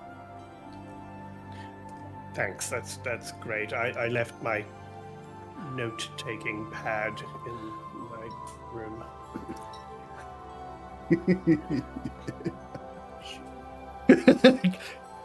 I feel like Theo wants to comment on that one. How can you not leave the house without a pen and paper? I'm making notes. I ran out of Theo Blue note-taking paper. Yeah, me too. I'm on basic bitch paper now. I know. So this is a ritual version of the Contact Other Plane spell. I think if Eugene wants to make an Arcana check, I think you can learn enough about it to add this spell to your repertoire if you want it. Spells on spells on spells. Arcana check. Yeah. That is a 29. 29. The way that Pine is doing it is very different, but you can see the core basics of the same sort of arcana that you would use, and you're like, oh no, I mean, you're like, oh god, she's massively they're massively overcomplicating this. Like, Saint. There are simpler ways to do this, and as a wizard, you're very much of the opinion that you could probably do it. It takes a minute to cast, and what they do is they run you through, they draw runes on the floor with you, and they explain what the runes do to you. It's a divination spell, and it will allow you to communicate across great distances and to other planes if you need to. It is not 100%, but it may strengthen the connection with your patron in this instance. Okay. It's very personal, and you may not get full answers from them. So any questions, and you will have 5, you ask, you must be prepared for single or very short answers. Shit. Okay? Okay. Uh-huh. It has limitations. They finish the kind of designing it. Now, from what I understand, you have a very good head for drawings and patterns. Do you think you can recreate this for yourself? Yeah, I reckon. Rock puts the Aisling? notepad down. Wow, thanks. She's got this. It's fine. Yeah. Jesus. He was just doing that grid square game by himself. Anyway. Fucking useless. I'm just going to give Aisling a little like punch on her arm and just go, "Oh, you've got this," and punch her on the arm. And I'm going to cast enhanceability, so you will have Fox's cunning, so you have advantage on intelligence checks. Hey. Nicely chosen, because Thank you very much.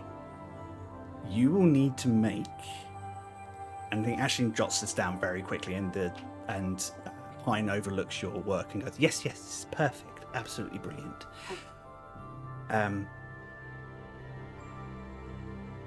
Connection can only be done once a day. Okay.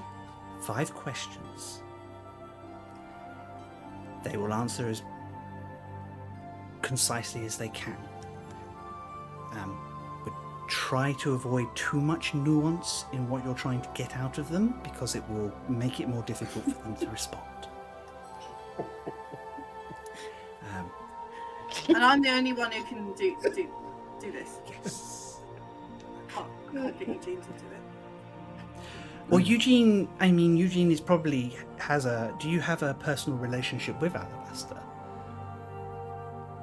I beg your pardon. Well, not as intimate as Aisling's, but yeah.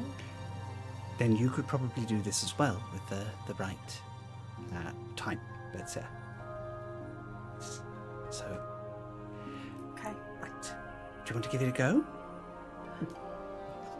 Aisling's first 2 questions. Is this working? Are you there? Is it on? Yeah. Right? What do I do now? How do I hang up? Yeah. Okay.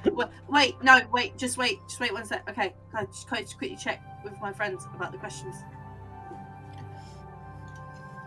Absolutely. Okay. Right. So, guys, I should ask if he's. I mean, he said he's alive. I think the priority should be where he is. Where?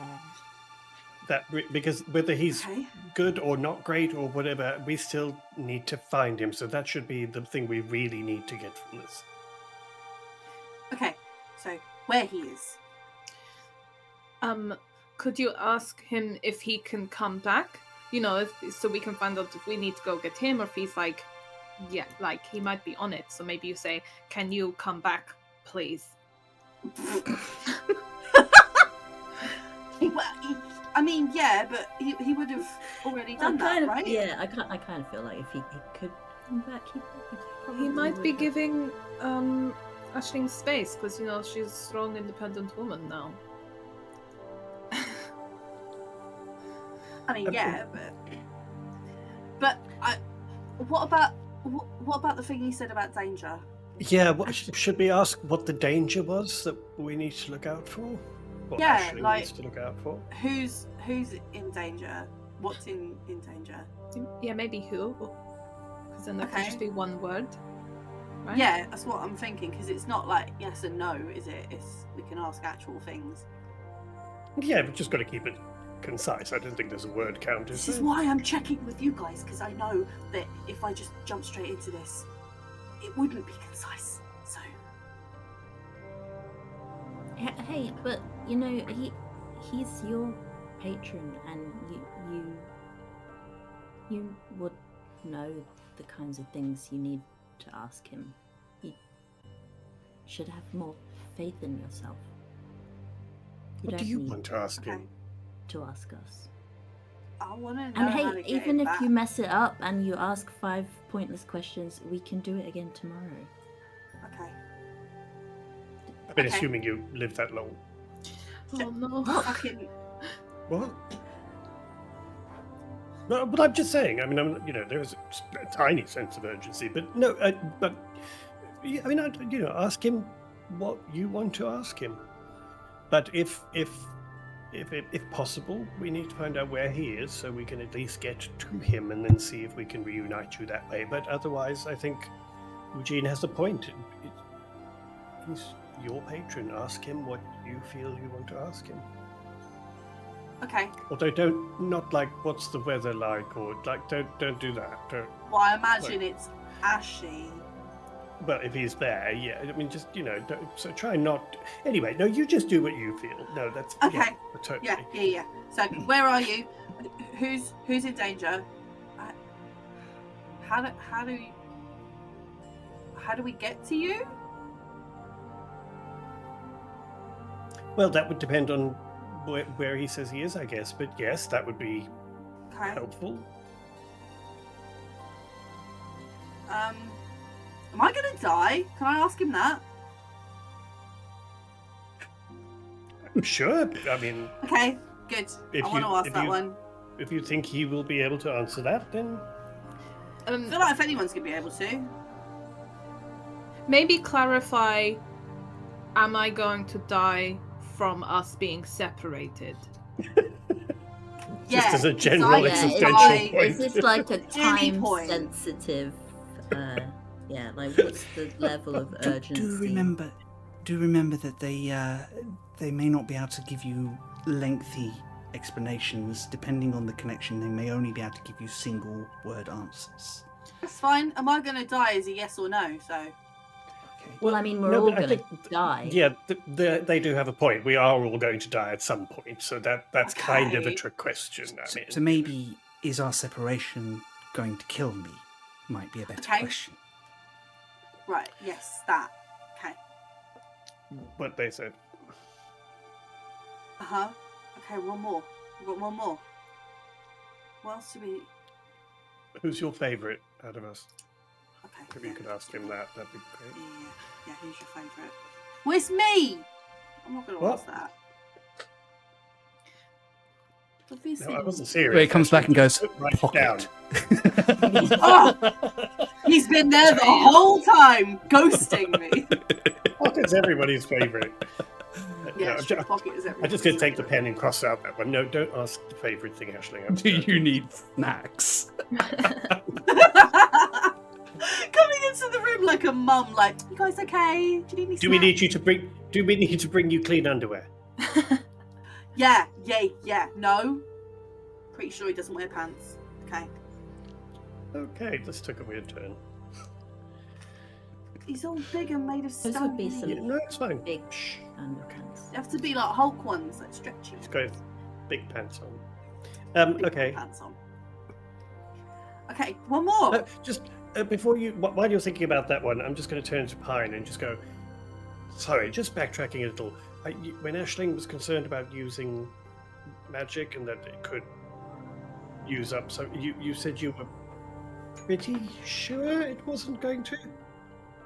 Well, look, Eldritch magic is not as concise as regular arcane magic. There is always an unknown about whatever we do, which is one of the reasons we grow so powerful so quickly, but are so limited in what we can do. But I have not any reason to believe that a ritual, which of course is designed, and Eugene could back me up here, a ritual doesn't actually use magic. It draws on connections, and it Oh, okay. Yeah, no, I mean, I obviously, bow to your superior knowledge of all of things, but it was just the fairly sure part that made me a little. I wish I could give you a Cautious. 100% answer, but I cannot. Aisling's situation is unique even among warlocks. Oh, boy, do we know it. I have to admit there is Okay. a element of excitement to kind of help reconnect them, but I would never do it or suggest anything I felt would put Aisling in direct danger. Sure. No, just wanted to just check. It's at this point Stone kind of smiles and said, "I trust Pine with my life, and the Bear King thinks that they are one of the most wonderful people in the world, so don't know if that helps alleviate any fears." Sure. And Sadia speaks up, and you don't have to do this if you do not want to, Aisling. This is just an avenue to explore. We can try No, I other want things. to. I want to. I want to. Okay. I've got my questions now. Okay. In which case, we will leave, except Pine, to give Aisling some privacy. Actually, you okay with the rest of your friends staying? Yes, please. Okay. Are you okay with me staying? I know this is a deeply personal thing. Yep. No. More people the better, because then if something goes wrong or if I die, there's more people to help. I am fully rested, says Stone, and I will not let anything happen to you. Okay. Thanks. I will catch you if you fall, Thank you. but we will be just outside. Okay. And the two of them step outside. Then, and when you're ready, draw this final rune, and she shows you one last rune, like a star with longer points on the top than the bottom, and it should finish the spell for you. Okay. She'll very carefully draw it. There's a as each of the runes kind of start glowing, and then the room gets darker. Oh, should it be doing? The shadows start growing, and there is a strange ash-like miasma that kind of starts dancing around. For those of you who have been there already, it is very reminiscent of the Land of Dust and Shadows. What? You feel a connection to something. You cannot be certain, but you hope it is your patron. First question's changed then. New Ask ritual, me who first. dis?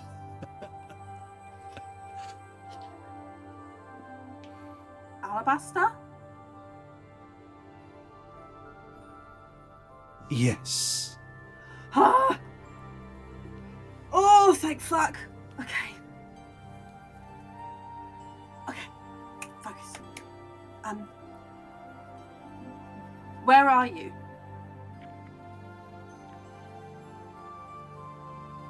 With the shadows. Okay.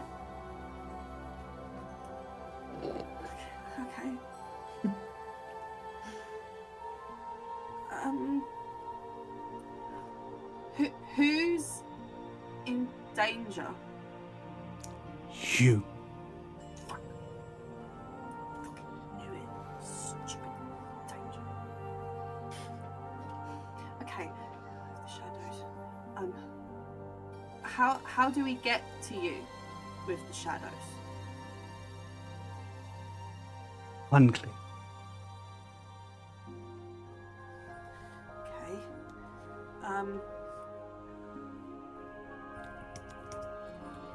One more. What can we do to help? If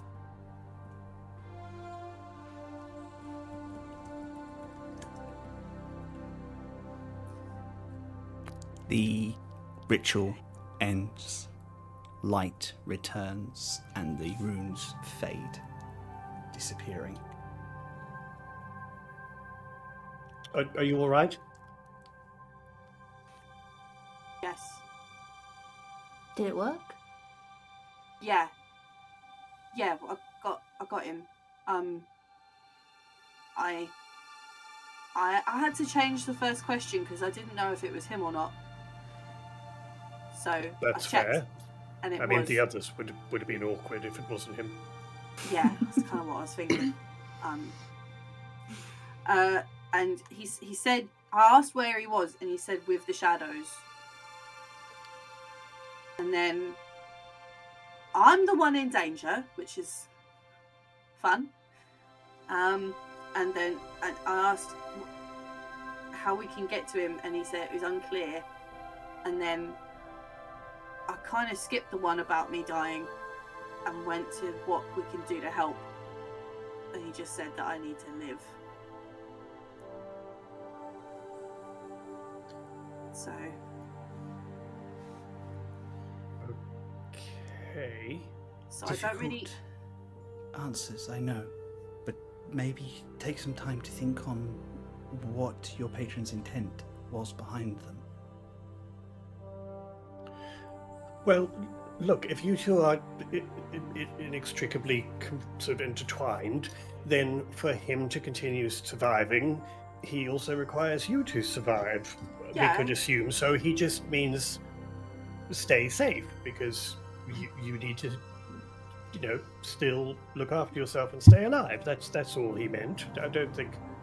So do you think maybe he's doing something at his end? Well, I'm sure he's trying to reach you, or there's a reason he's unable to kind of come back. But he did try and contact you once, and I mean, I'm sure he's not just sitting there. I mean, I wouldn't think he'd just be sort of okay with this. He's obviously He better concerned not as well. be. Drinking Mai Tais by the pool.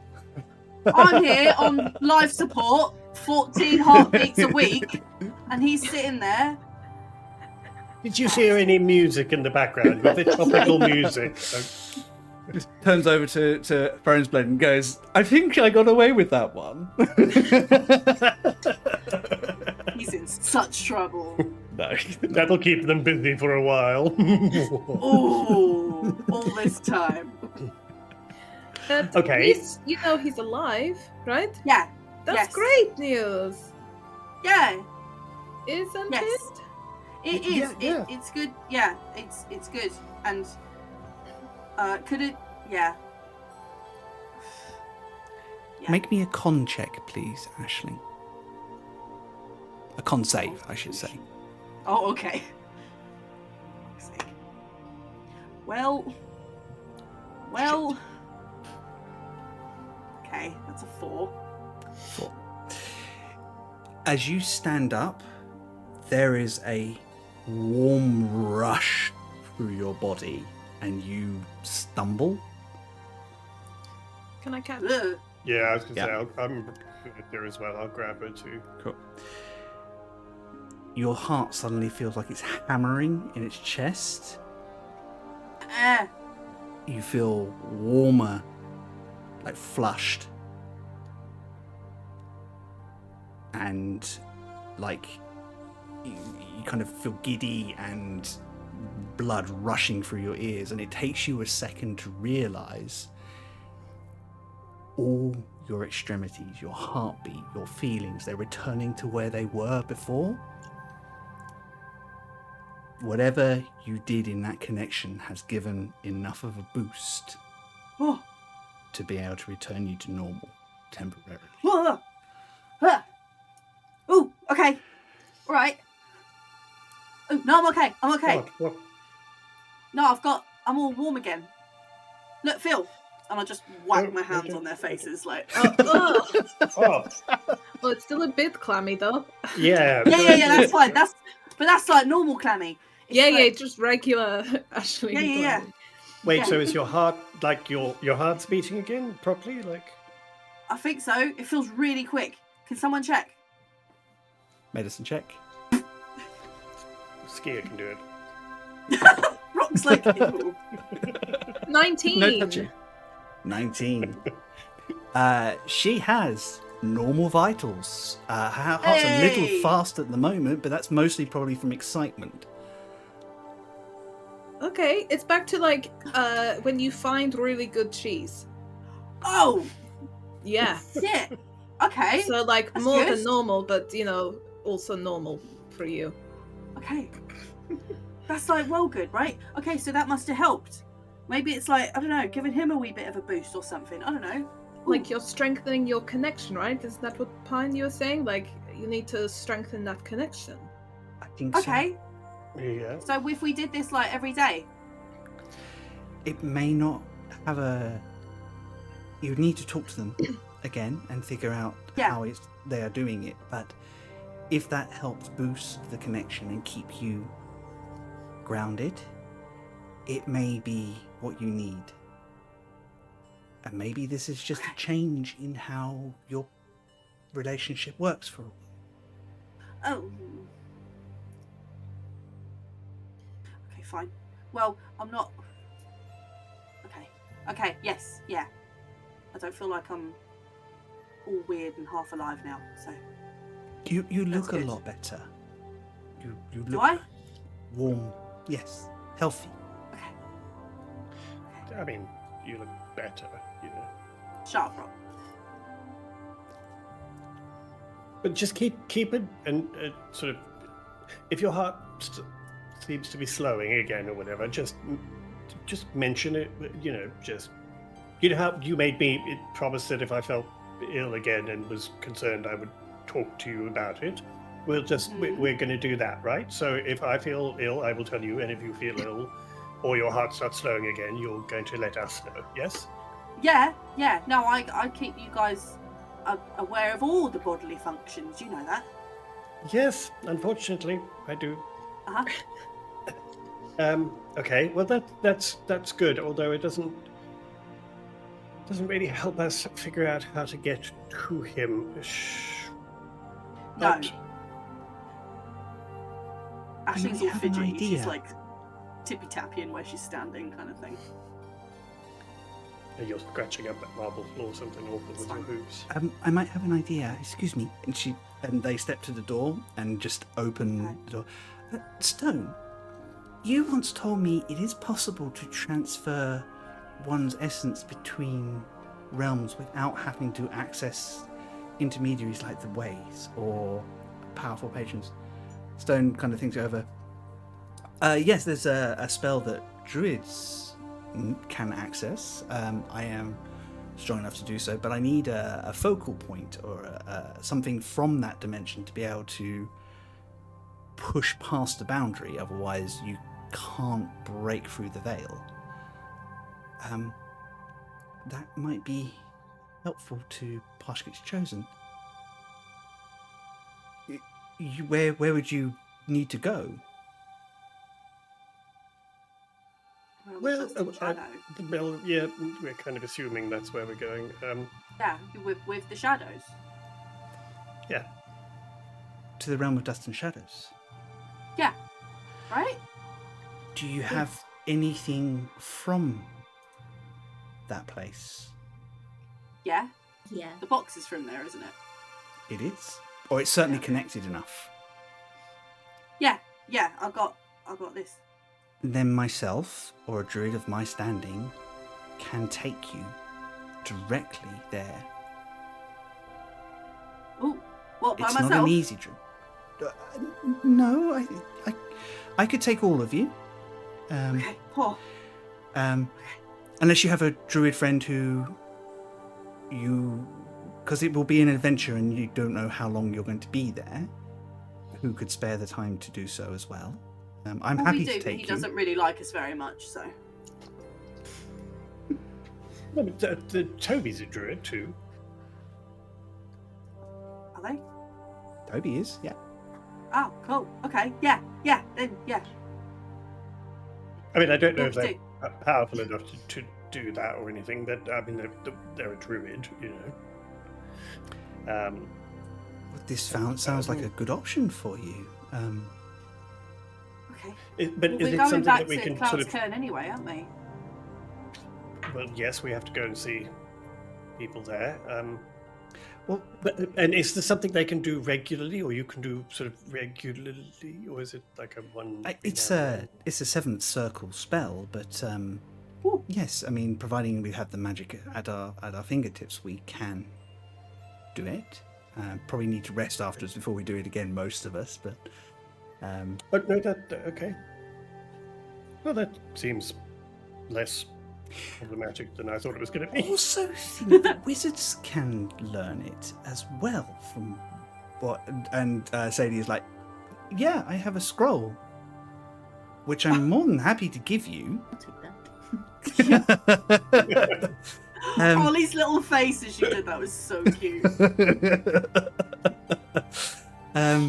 And she kind of steps back into her office and she taps a wall and it's opens like a curtain for a second. She pulls out a couple of scrolls.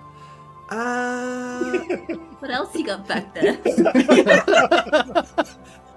Eugene, this was supposed to be Eugene suddenly goes into stealth, goes around the corner. I can just see his arm turning around and Eugene's right there. This was supposed to be a bit of a parting gift, but this is the teleport spell, which I've had penned for you. Thank you. Which you can either use or put into your spellbook as you need to. And here, I think it's a small price to pay considering you saved my life, Aisling, is a scroll of plane shift. Well, is that what we just did? Or what we're going to do? I would prepare yourself properly. I would recommend the same. Okay. But when you are ready, Training montage. you can Yes. move across to the plane and see if you can track down your patron Okay. and solve your problem. How do I get back? Well, that is where you need somebody who's capable of casting the spell multiple times with you, or can rest and return you. Okay. So, Also, you've literally just got back to a normal heart rate, so I suggest we don't, you rest a little while before we Yeah. keep doing. Yes. Yeah, that. Okay. Thank you. no, thank you thank for you. allowing me to help. Acts of service are important to elves like myself. You are a unique and beautiful person, Aisling, and I am richer for having met you. Everyone's trying to make Eugene me cry. nudges her and is like, see, I told you. Yeah. Ashling's all like blushing and shy. Told you there well, was something weird about this elf. Fuck's You've met me, and I understand amongst you have the ability to reach others. If you do have any questions or you need my help again in the future, please feel free to reach out. If it's within my power to help, I will. Thank you. Yeah, Very thanks. well. Ladies, they turn and to Stone and say, "Yeah, it is always a joy to spend time with you, and I like this." So, Sadie goes, and into butterflies, which then. Very extra. I love it. They I always like get Pine. the last laugh, I like don't Pine they? a lot. Pine's amazing. They're cool. They, I mean, they're a little smugged, but that seemed very powerful. Did you they- see how they- glowy they were? They're allowed to be smug, Rock. Yeah, I can turn into butterflies. Yeah, whatever. yeah, exactly. I mean, there's a door right there. Just go out the door. I know, right? Sorry, as mortals, we have to just walk around. Well, given if you stand in the parts of the corridor no one can see you, Skia, you're not exactly that normal. It's not about me, right? Though. What are we talking about? Anyway, Good save. Good save. shall we go and get you all prepped for when the dignitaries arrive and ruin our Of course we have moods? to prep. Yeah, and can I it's totally chill and fine, but can I have like a guest list of people that are going to be coming here? And maybe some Anytime background Skia checks on all of says- them. Yeah. Anytime Skier says it's totally chill and fine, It's the total everyone opposite, draw isn't your it? weapons. Get ready. Also, is there a dress code? I feel like there might be a dress code. Well, I don't think that there's a particular high dress code, but if you wish to Okay. avail yourself of the family's wardrobes, you may do so. We could have done that the whole time. Wait, did my pair not explicitly say that you could help yourself to anything? Oh, for goodness sake. This is why I never let them do the tours. This is why I normally do it myself. Come with me. Yeah.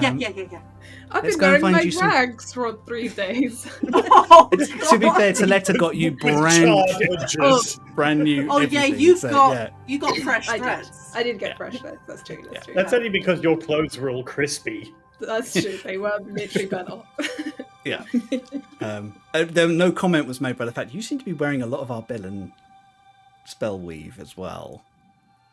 What? Don't worry about it. Don't worry about it. It's fine. So, a dressing morning where you all spend some time in the families. There is a lot. There's some stuff that's very out of fashion. That I think at that point where it's just about to become fashionable again. But there's also a lot of more Like modern looks. Wide leg jeans and an embroidered. It's ironic. It's worn ironically now. And fashions, surprisingly, for somewhere like New Doan, that extend beyond Elven into places like Ashur and Aklan, and some Imperial flavour. Almost as if Staying away from they those. do try and keep on the ball of what's going on. So I'm mostly going to be wearing my armor anyway. I might find a nice embellishment, maybe a scarf or a say something hat. Full plate mail immediately and a holes big through. hat, yeah. Something with a feather. Yeah. Oh, it's gone full bard now. Yep. Yeah, so you can embellish and decide if there's any changes to your outfit specifically for this meeting. As Whole you wish. thing's changing. Yeah. I'm Ashley doing is as wearing much- fashion from several different generations and several different nations. It's Amazing. fully toddler got into mum's wardrobe kind of look. Totally. I think She's they expect loving it. nothing less. Yeah. Loving it. The afternoon comes around quite quickly. It's mostly just the representatives and their attaches. Simit Harris is Somadir, Rafa Eljar, Bastian, Dempsey Littlefellow, and Molandir Nathes, who you met briefly before, the blind forest elf, who is now the, The new new seat of Earth. edition. Yeah. Yeah. Oh, yeah.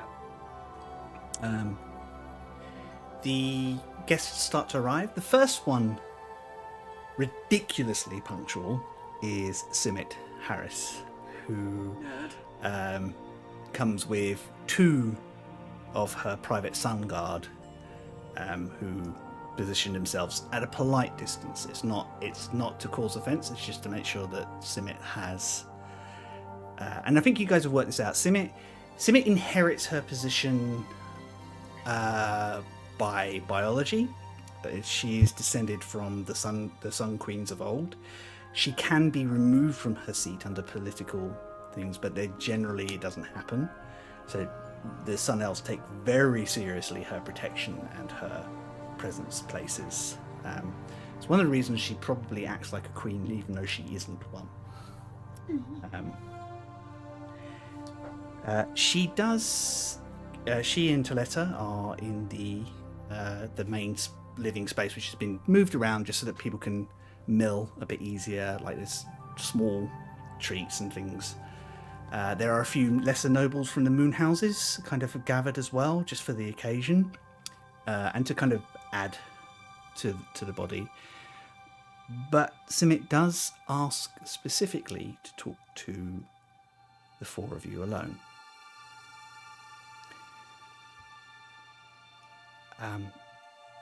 She and Taletta do sort of gather the 4 of you off to one side.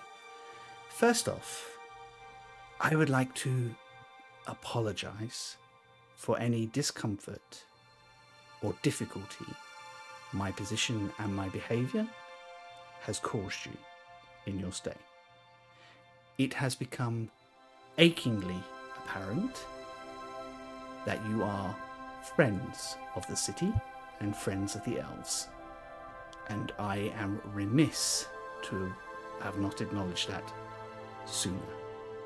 So with that, you have my thanks and my heartfelt joy that you have remained on our side through all of this.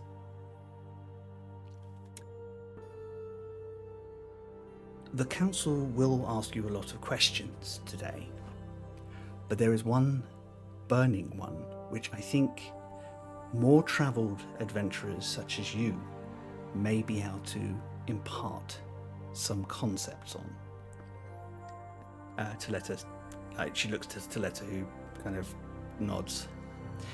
We are debating what to do with the city moving forward. It is clear that we need to have a lot of conversations with the general public.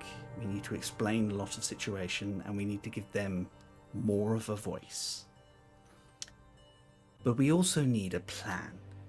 Simic kind of takes over to kind of assure them that we are still looking after their interests. Ideas have been put forward. Some of our most brilliant minds have come up with some wonderful concepts. There are two which presently stand firm. How much do you all know about the legend of the first city of the humans? Corda. How much? I mean, I know what I've read from various storybooks and legends, which, you know, there's a lot of stories. It is our belief the first city was real. It is not a metaphor for humanity's growth in this world. It is a real and very tangible part of human history. Biggest part of that history is their first leaders were descended from ancient worms who gave up their immortality to live amongst humanity. There is a voice in the court who believe that maybe part of our solution is to find a way to replicate what the dragons did. An elf would live their natural course, and when it came to their time, they would give up what makes us immortal and able to return to the world like any other of these peoples. Taletta kind of steps in. It's highly, highly theoretical at this point.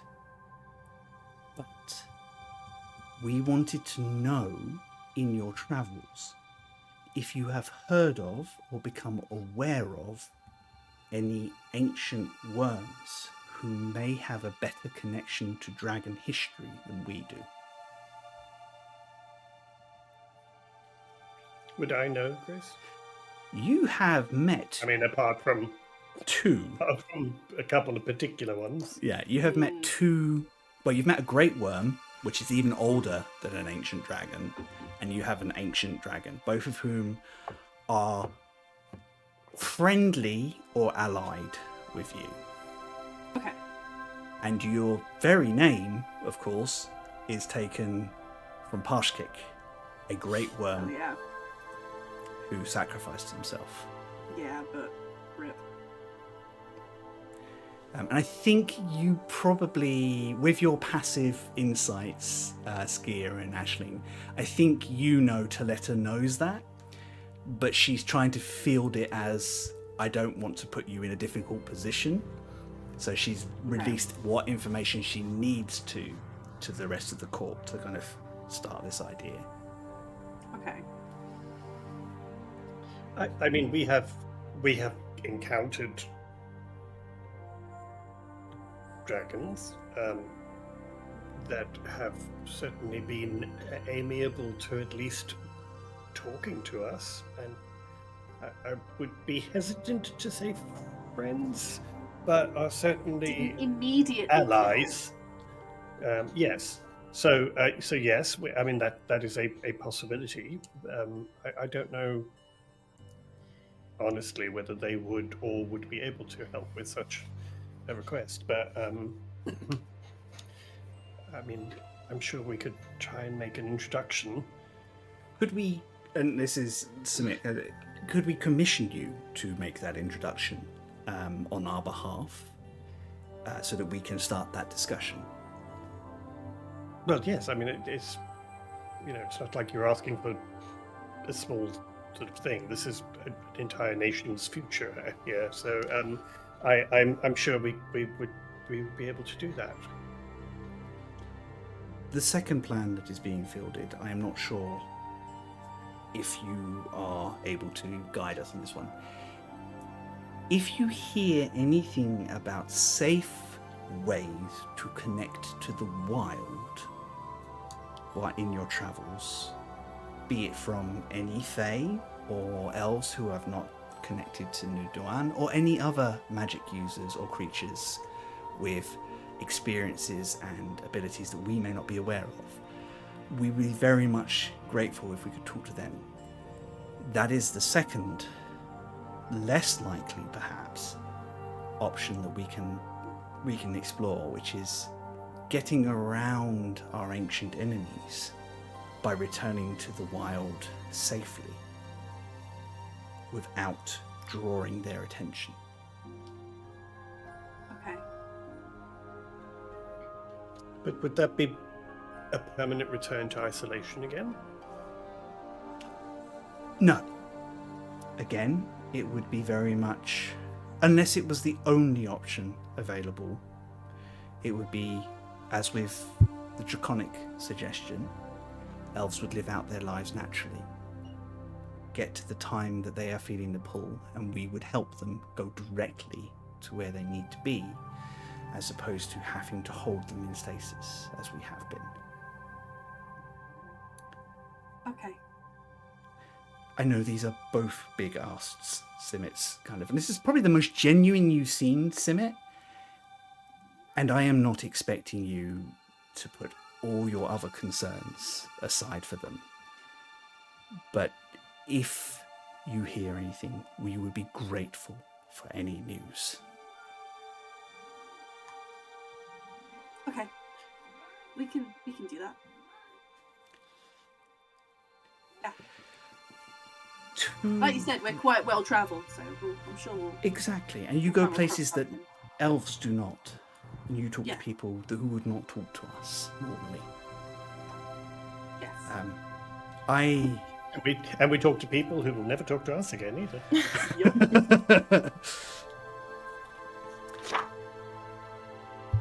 I have a personal gift of thanks for you all. And she kind of motions to one of the guards who steps forward. These are gifts from the Sun Court. And she kind of has like these 4 pauldrons on a velvet cushion. Ooh. When worn, and worn in the sun, they will keep you safe from the elements.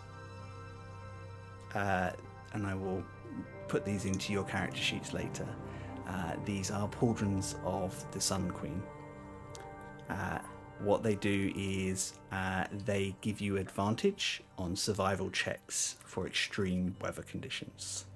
Cool. Hell Are yeah. they And then- attunement requiring? No. Sickening. Okay. Yuji's like, yeah. Perfect. I'll get those put into your character sheets as soon as I can. Amazing. Thank you. Thea's like, I'm sure I can get those customized to suit Eugene's aesthetic. Yeah. They have to be. They have to be. I mean, it's not like you know an enchanter on a personal basis who can probably move the enchantment as well if you need to. Dang. Now, if I have seemed... No. My apologies enough. I will make no excuses for my behaviour. I will do better. Thank you. Thank you. Now. We appreciate the apology and the presents and the 2 new missions. So let's just say, do not think that you have to focus on our problems. We will reach out to other agents as well, but it's just you are more flexible than we can be. So, and having a personal connection to you means that knowledge might flow faster. That's fine. Now, we've monopolized enough of your time. The rest of the court is arriving, I can see, and well, you should enjoy yourselves as much as you possibly can. They're going to ask you a lot of questions this afternoon. Yay. Oh, goody. And with that, they step away. As soon as they step away, I'm just going to say to Eugene, look, she's been replaced. Nice. I What do you mean, mean? that's not the same person, is it? Oh, I see what you mean. She's being far too polite. She sure seemed like the same person. I mean, It was physically. quite a turnaround, wasn't it? Nice though. We got presents. Look, mine looks Yeah. cool. She's already put it on. On top of all the other random shit that she pulled out of the wardrobe. Yeah, it was too subtle before. Now, Right? yeah, Yeah.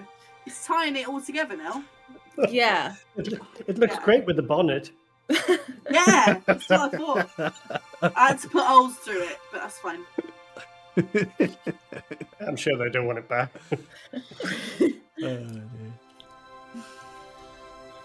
With that, the festivities start to begin properly. But that is our tale for next week. 'Cause that's where Oh, we're going to leave it for today. damn it. Damn. Damn it. Ah, Could you do dear. some Oh revision? boy. Ready for the Oh. test. Get on BBC Bite Size, lads. Let's get revising. You can just go back and watch it on our YouTube. That's true. They're all available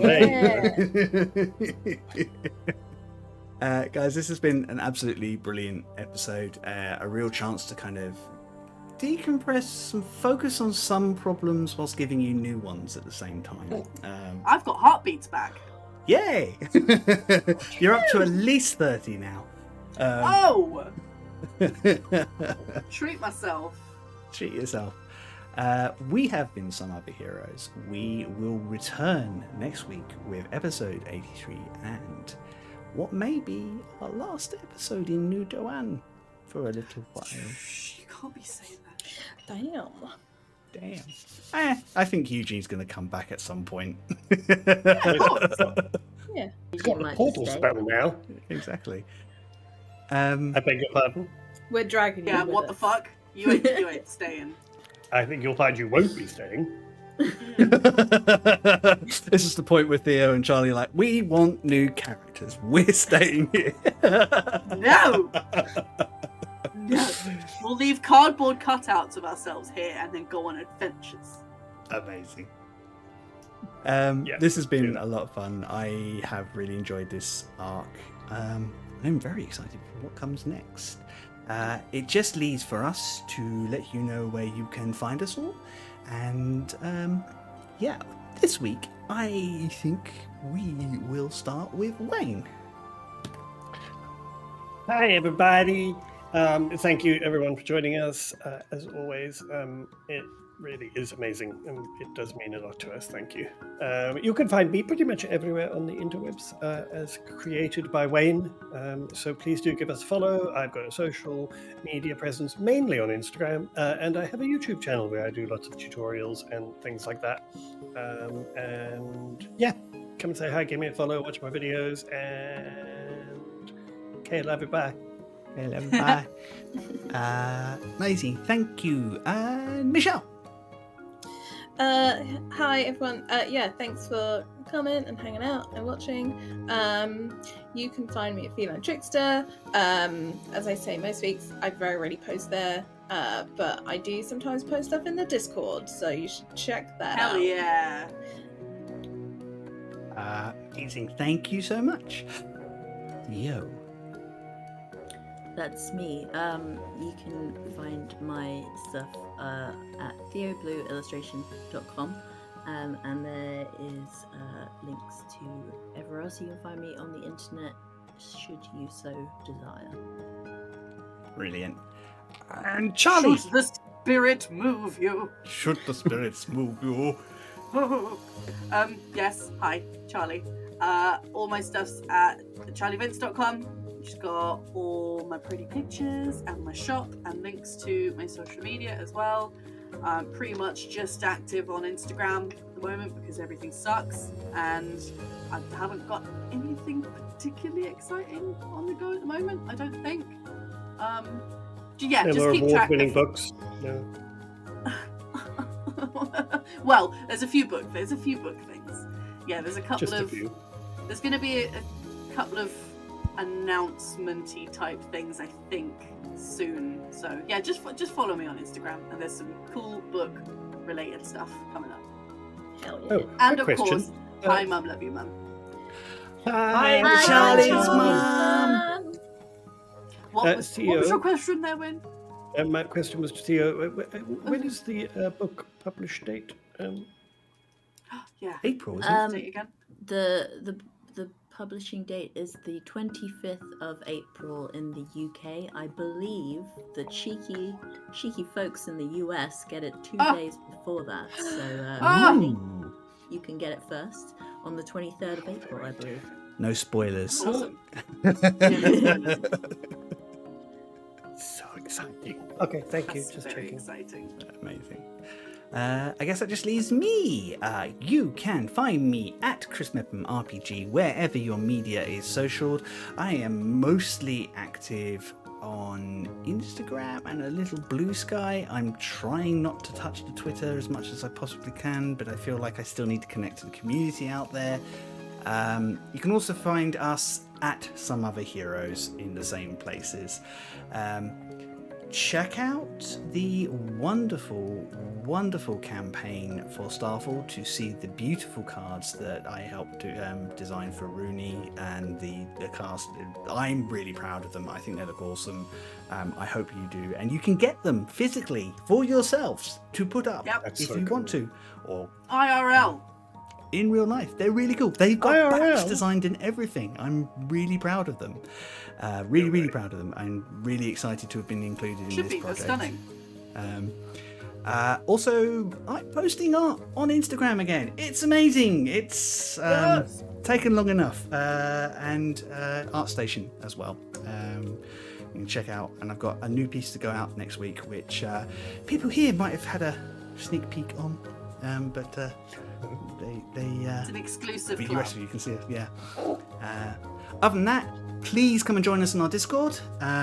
Please drop past our YouTube. And if you have the pennies and you feel like supporting what we do have a Ko-Fi.